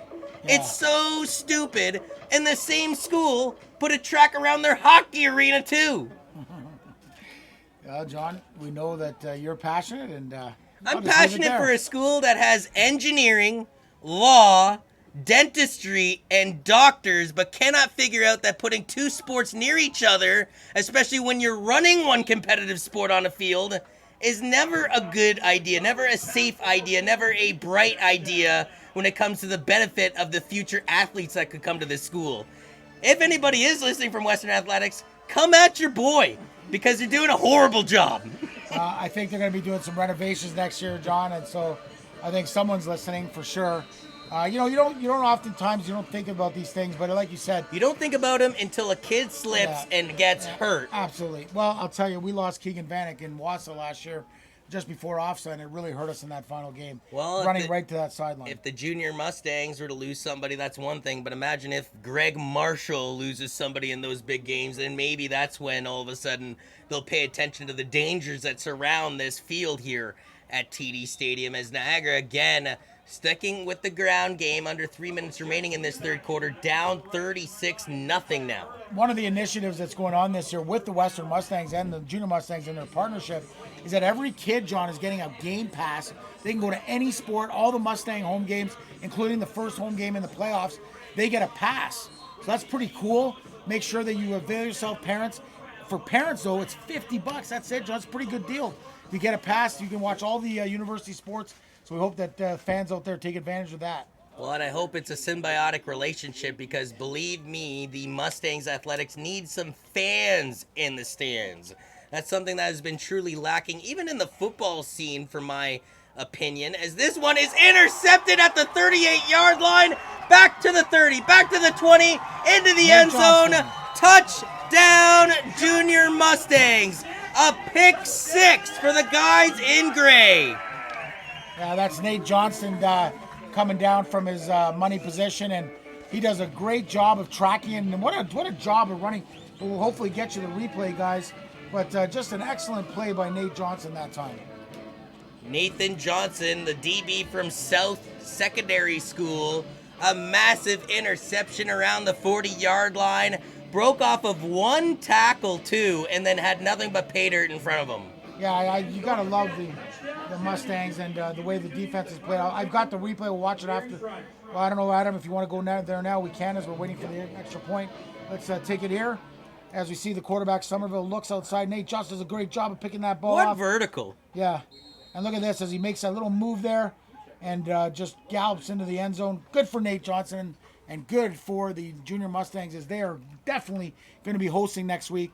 And it's a bad snap. It is a bad snap, and I like that job by Brady Lister, actually. Grabbed the ball and just whiffed it down the ground, saying, you know what, enough of this. It's still a 42-0 game here, KJ, and I'll throw this out there. That pick six, does it make it even more sweeter knowing that it isn't just an offensive onslaught? The defense is getting involved. This is a defense, by the way, that with 1:51 remaining in the third quarter has shut out the Niagara Spears. Oh, yeah, and now they're producing points, too. Well, for a team who was off for 3 weeks or almost 4 weeks when you count them playing on this Friday night, close to 4 weeks off, what a way to come out. And, you're all facets of the game. Special teams was had some issues, but they still, made some big plays, even on some broken plays. So you can see the Mustangs are well coached and they're well prepared. And, now there's going to be a game tomorrow in Hamilton. I got to tell you, John, and we can start previewing some of the games from Stumble Bumble as we get ready. But that Hamilton Essex game is going to be one whale of a football game. I'll be here coaching a game in this ridiculous heat against these very same Niagara Spears of Bantam. And I know, Glenn Mills will be his team. He's got a Bantam and varsity game. But that game, I think, is the game of the week in the OPFL. It's going to be a hell of a football game. All the more motivation for you to coach to win and get that nice icy Gatorade shower at the end of the game then. No Gatorade showers until we get it all done. With the humidity, we got to get you a Gatorade bucket or two. Only if we get it done. We got to get it done. No showers till it's all done. The Niagara Spears are trying to get it done on this kick return, and it's a decent return, but the ball came loose around the 35-yard line. Now, London came away with it, but they're going to say, no, it is London ball. Oh, wow. And to say things have gone from bad to worse from Niagara would be putting it lightly. This is like your Tesla exploding in your garage and waking up to your house on fire. Well, that turnover, John, is going to be from our newest sponsor, King of Pigs Restaurant. They are well known for their unique charcoal-infused chicken and own signature sauces. With 2 locations to serve you, we cater the perfect solution for any occasion. King of Pigs, and they are the JV sponsor this year. They're on the jersey, so thank you to King of Pigs, John. I don't think you've taken me to King of Pigs, though, yet, KJ. We brought it for you here. We had a load Okay, up we've indulged, but we haven't gotten the true restaurant experience. We'll do that. We got to try that unique charcoal-infused chicken, as this is a run and then a German suplex-style tackle attempt. I like that by Niagara, though. He could have filled him in at the end of that play, and he decided... I think it's number 8 is the running back. That's the kid out of Parkside that we all love, John. You got that name? As I look to my sheet, number 8 for Gibson? For the junior Mustangs. Yeah, Caden Gibson from Parkside. This kid can flat out run, John. I'm telling you, he's a first-year JV. Watch this kid next year in the high school, and I'll tell you this right now. He'll come back next year, and he'll be one of the funnest guys to watch. 50 rushing yards during the regular season. No touchdowns on 6 carries. You asked for some of the secondary members of London to come into this game, and they certainly have here, as it's Brady Lister at the helm, by the way. The kicker now taking over for Mac Attack Baker at the quarterback position. He tries to gun it to the near side, trying to find Cameron Deliri, who also played, by the way, with Ethan Doby at Team Ontario in the Under-16 Eastern Challenge. That incomplete pass, though, by the way, was the final play of the third quarter as we enter the fourth with a score of 42-0. John, you're native Canadian. Cameron Deliri is native. You see the first game of the tournament when he was wearing the feather? That was really cool. He had it all set up. What did you think about that? That was awesome. Well, just celebrating who he is and just what a great kid he is. What a South standout wide receiver. Something that, unfortunately, Native Canadians have been told not to do over 300 years of Canadian history. So it is great to see some of the young athletes finally being able to embrace their culture, embrace their people, and show it to the rest of the world with pride. So to your point, that is a great moment for Cameron Deliri. As I even pointed out to you, the Aboriginal football tournament that recently took place in California, and Manitoba sent a team down there. And a young gentleman actually put face paint across his face with the hand, speaking for Indigenous women that have gone missing. So there is a lot of young Aboriginal talent in all sports that are finally able to speak about their culture, finally be able to, well, enjoy their culture. And that's something that, unfortunately, in the history of our nation, we haven't really been able to get into the dark, deep secrets of it. But it hasn't necessarily been all clean sailing for the First Nations people here. So it's great to see, again, the youth being able to express themselves as Deliri's one of just a few, I would say, Aboriginal and First Nations people in the London Junior Mustangs organization. Yeah, we've got Sage Dockstader, who's gone on to New Mexico State, preseason All-American. Tanner Dox was with our program for a long time. We've got the Anton boys. Walker is playing right now, number 59. Obviously, Cameron's been with us for the last couple years. And then we've got Orion. You'll call his name to our number 67. And he's had a great season leading the Mustangs to one of the best offenses in the OPFL and Bantam. Not only should you come down to TD Stadium and enjoy some quality provincial playoff football, but folks, they just announced the 50-50 winner, and some lady in a purple shirt just started jumping around and screaming for joy. So you could come down to TD Stadium, enjoy some great football, and you could also walk away a winner, just like that lady did down there. Touchdown Toonie Challenge. Yeah, the Touchdown Toonie Challenge. All sorts of great things going involved here in the community. And maybe, Jay, you can talk to that a bit more than even I can. The amount of volunteers, the amount of time that goes in. We're not just talking about the sexy one in Adam Melrose and all the AV things that he puts into this, but a lot of volunteers. It's people like Adam, and I'll let you take us through this play, John, and I'll continue. So in the or in their own red zone, I guess you should say, in Niagara, deep in their own territory, you're 1st and 10. They're gonna huck it to the near side. That's an incomplete pass and a little bit of a cheap shot at the end of that play, if you ask me, by the junior Mustang. Yeah, people like Adam. He puts in a lot of time. He coaches on our Bantam team. His son's doing the music right now. Melly Mel is out there slinging the music out here for us. DJ Wonderbread's in the house. DJ Wonderbread, and we've got Alex doing the camera for us. John McQuay, obviously yourself, Ron. That's our broadcasting people. Chris Lyons, just a lot of people. But then you look at our board. With Kim Stoddard, you've got a lot of people there that put in a countless hours, John, to make this go. And we're very thankful to have the greatest support staff out there. We always need more volunteers, so if you want to volunteer, we definitely could use you at London Junior Mustangs, volunteer.com. And if you're watching this game and thinking, I'd like to enjoy some of that action myself, you can come to TD Stadium tomorrow. The Bantam game starts at 4:30 p.m., Coach, the kickoff? 4:30 p.m., first time Bantam's ever going to be on Rogers TV. It's a great opportunity. All the pressure in the world's put on you, Coach. Yeah, well, not on me. The boys got to go out there. At the end of the day, they got to play the games.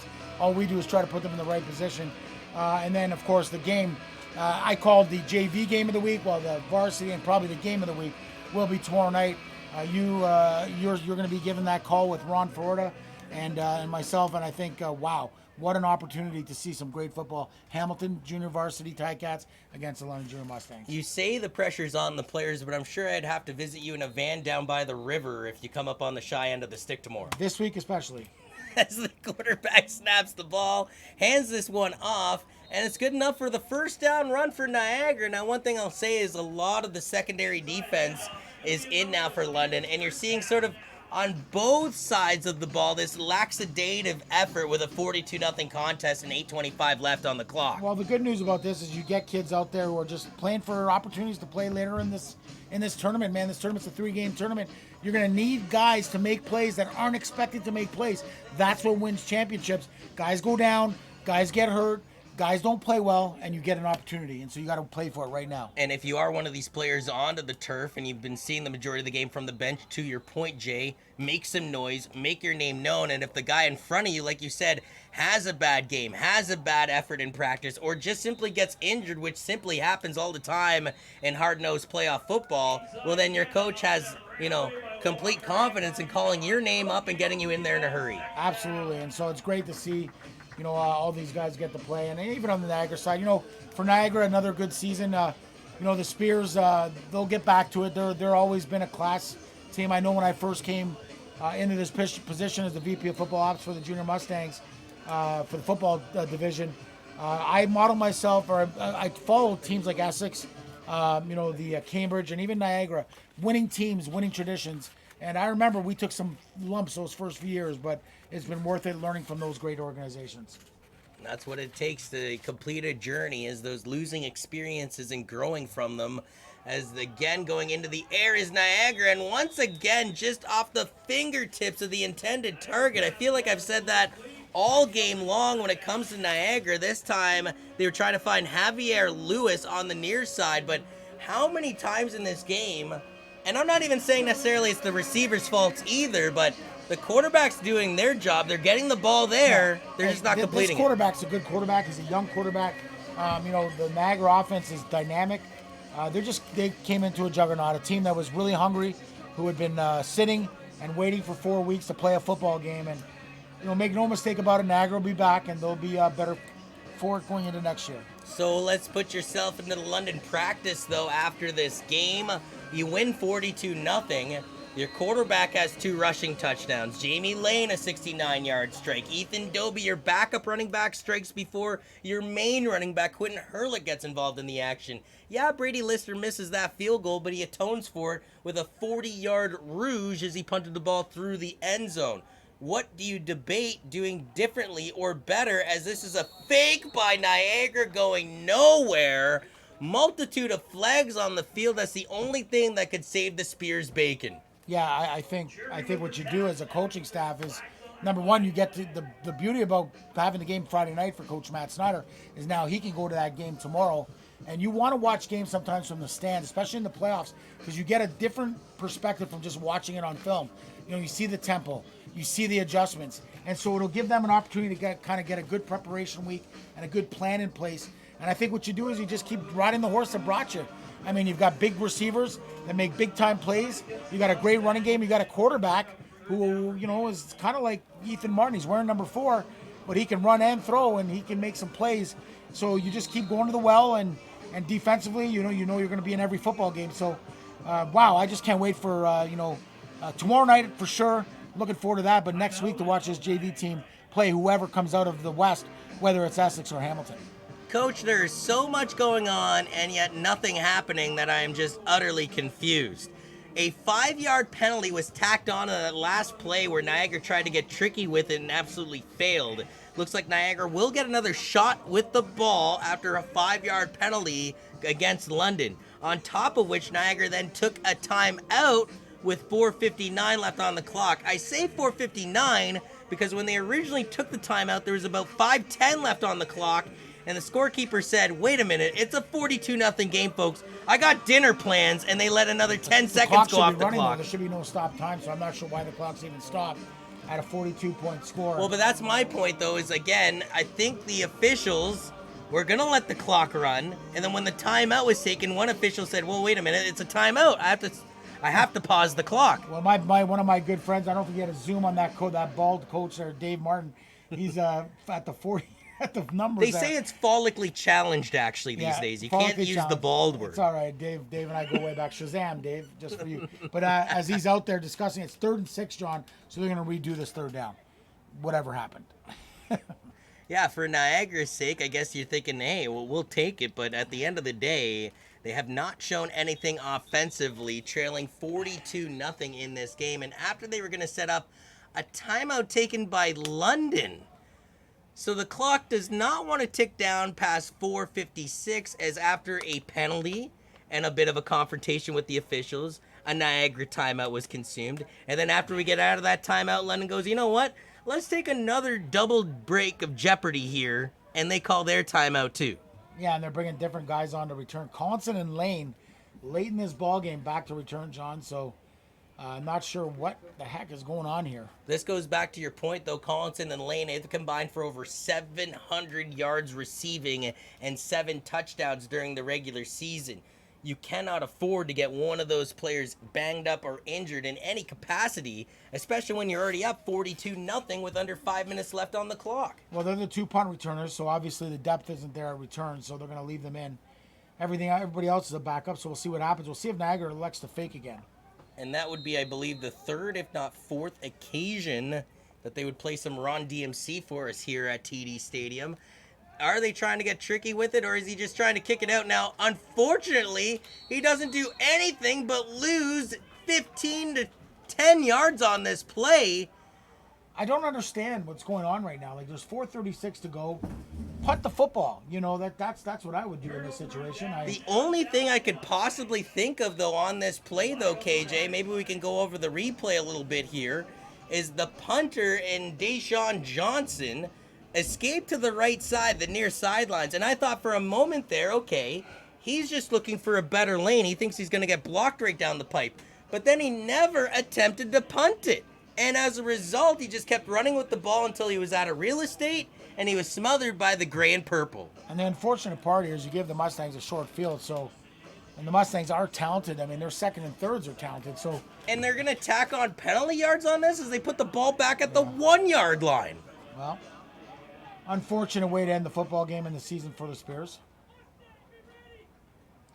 So if you're the junior Mustangs, are you just, I mean, you got to run. You have to run the ball, but it seems almost unsportsman at this point. Well, your backups are in. They got to get an opportunity to play. I mean, you got to, play with the hand you're dealt. So did they try and crab walk this ball into the end zone to show compassion? I just don't understand. What do you do here to try and stay sportsmanlike, but yet the team you're beating 42-0 is, again, I'm going to use the term plexicoing themselves as the ball's put at their own 1-yard line. Yeah, I don't know. I don't know what the answer is, except they're going to run the ball here, and it's going to be a new running back in, I think. Is that Gibson? That is correct, partner. I believe it's all the secondary and third string castmates in on the action right now for the home team. And rightfully so, up 42-0 here with 3:59 remaining in their opening And the playoff clock game. should be running here. That's the worst part. And the referees have to explain this. Not sure what they're explaining to Niagara. Like maybe telling them don't go for it on third down. I don't know. I'm not sure what they're doing. That seems like something they should have explained in preseason competition, though, partner, not in the first game of the playoffs. As London will go into the shotgun, not behind the line of center. Brady Lister looks like he's going to hand this one off, but the running back can't go anywhere. A big defensive play by Niagara. They're going to need another 2 of those here with 3:43 left in this game. Well, the Mustangs lined up in a formation I've never seen before, so it's almost like they were, trying to run the ball outside. I'm not sure who ran. I think it was Gibson. Here, the old adage, warm up the bus. Well, the bus for Niagara is awaiting the Spears at the front gates of TD Stadium. Still 3:22, though, left in this game. A second and goal coming up for the home squad. So will they add to their 42-0 lead? Or are they throwing out these bizarre play formations because they are trying to be a little more sportsmanlike? No, they're going to hand this one off. It's a keep from Brady Lister. Lister towards the end zone. A flag at the end. And there's a late flag and no indication from the officials that it was a touchdown. So it looks like Lister will be lucky to get back to the 1-yard line, according to the officials. But with the flag, for instance, if it's a late hit on Lister, wouldn't it just reset it to an automatic first down from the 1 yet again? Yeah. I just got a nice email from Coach Mills saying, run the rock, this is ridiculous. He's not too happy. So it is what it is. So it's the game is almost over. If Coach Mills is listening to this broadcast, though, when are you happy? Because I've never met this individual one-on-one yet. Anytime I've ever heard of Coach Mills, he's one of those he's guys. always upset about something. Because he's intense. I love the guy. He's in a walking boot. His birthday was on Canada Day. He's getting ready for a playoff run. He's got 3 teams that he feels they're good football teams. So, but no, Glenn Mills been on the executive. He's done a lot for football in Ontario. Coach was the previous Team Ontario coach to JP Cercelli. And I wonder if he would have gone for the 2-point convert in that bronze medal game. I'm not sure. Yeah, we're gonna maybe he'll text us. Well, yeah, we'll have to pick his brain about that one. 3:03 remains here in the game. And this game is going to be an eternity, folks. The officials making another trip to the Niagara sidelines. And at first I didn't necessarily agree with you, partner, because I think you got to do your fair shake. At this point, though, my word, they have to start speeding up this game clock a little bit. I'll tell you one thing, though, about Coach Mills. I know a couple weeks ago when the bumbling, stumbling guy, not sure who he is, John, but he made a prediction. Coach Mills wasn't too happy about that prediction. But was the bumble stumble guy correct? He was not in that instance. He was way incorrect. As it was a matchup actually that's happened this weekend of Hamilton Junior Ticats. Oh, no. The Bantam I think Ravens. I recall this as the. You called it 24-21 win. It was like 49-0. But did Bumble Stumble call the right winner? They called the right winner. Oh, well then, throw the arguments out the window then. There's a touchdown by Gibson. That was a bit of a Charlie Brown football play, though, as they gave it to Gibson and they essentially just moved the entire dog pile across the goal line for another touchdown. And again, I feel a little bad for the Niagara Spears there. What are you going to do? You were down 42-0. You gave up the ball essentially on your own 1-yard line. And this was when they had an opportunity earlier to punt the ball away. They simply didn't. They tacked on penalty yards and put them back at their own 1. And if you're London, I mean, other than doing the most ridiculous thing and taking 3 knees, there really wasn't much else they could have done on that play to hold the sportsman adage true and give their secondary and third strings a chance. As the extra point is also good. So now we're at a 49-0 football game, folks. Ugh. These ones are tough to call for the broadcasters, for the coaches, and I'm sure even for the fans at this point. I mean, I'm sure there's some fans, mind you, that are really happy to see their son get involved in the action. Maybe a player that doesn't normally a starter in the playoff scene.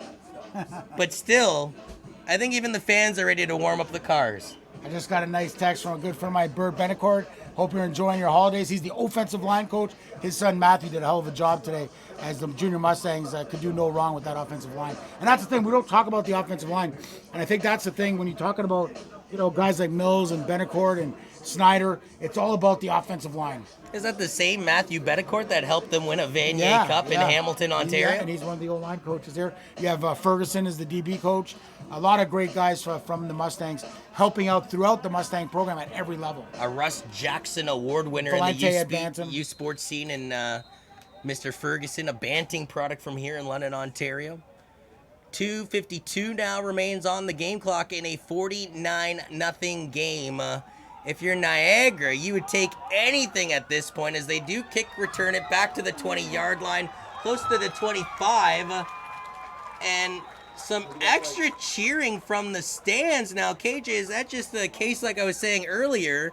One of the mama or papa bears that doesn't normally see their baby cub in on the action is now getting some licks in. Yeah, looks like it. I'm just not too sure what that was all about. But, for Matt Snyder, congratulations. John, first year he came here, struggled a little bit with that group, and that group is actually playing tomorrow night. Trying to punch their ticket to the West Conference Finals, potentially as Cambridge in the West, and we'll preview that.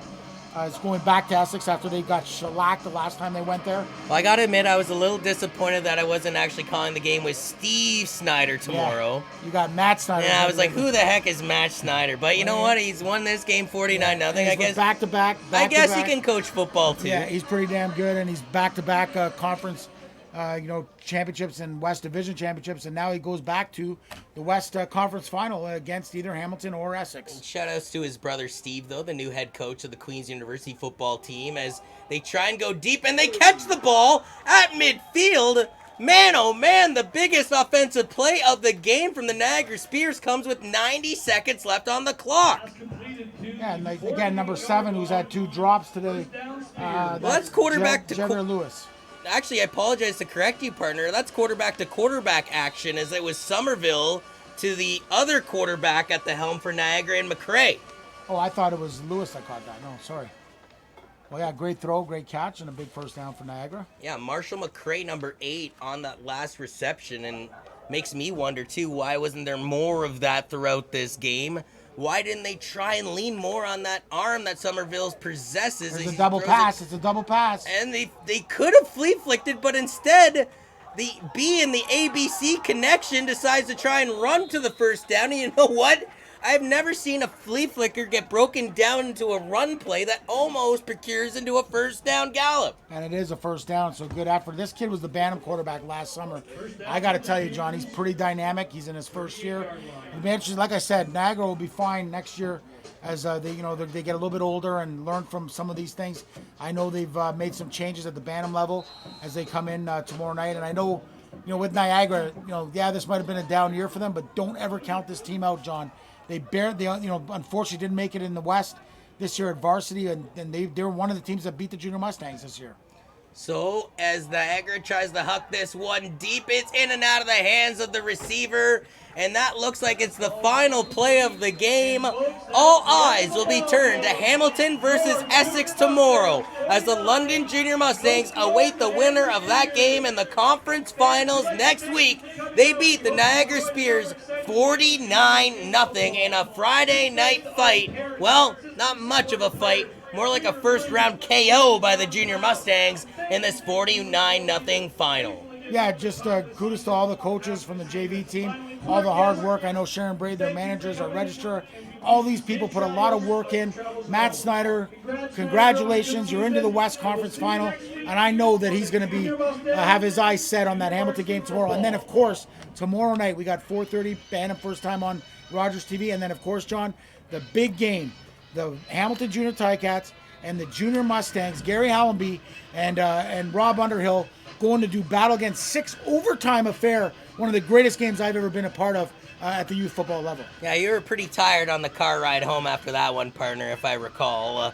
And a broadcasting note, as KJ was alluding to, 4:30 p.m. Bantam action tomorrow. Same 2 teams, just at different levels, as London will battle Niagara. And then on the varsity scene at 7 p.m. that same night, it will be the London Junior Mustangs varsity team taking on the Hamilton Junior Tiger Cats. We implore you, if you're in the London and surrounding area, to come down to TD Stadium to check out all the action. But if you can't, as my good coaching friend KJ Kennedy just alluded to, the games will be broadcasted on local Rogers TV. Tell a friend, tell a foe. The London Junior Mustangs are in town, folks. For KJ Kennedy, I'm John Urban. One last time from TD Stadium, a 49-0 final for the London Junior Mustangs. We send it back to the one, the only, the sexy Adam Melrose. Thank you so much, Johnny. Again, ladies and gentlemen, awesome football action here in the beautiful Forest City, London, Ontario, TD Waterhouse Stadium at Western University. A big win for the JV team tonight, 49-0. And the Spears are heading home. That's about a 2-hour and 40-minute ride. Hopefully the air conditioning's working on the bus because those boys should be pretty hot. They put a lot of work in tonight, and it's going to be celebration time for the JV team. And again, yes, join us here tomorrow at 4:30. The Bantam team going to work and the varsity team shortly after. So again, for Adam Melrose, KJ Kennedy, Johnny Urban, and everybody here, Eric Kerr, KJax, Junior Mustangs TV, have yourself a safe night, and we'll see you soon.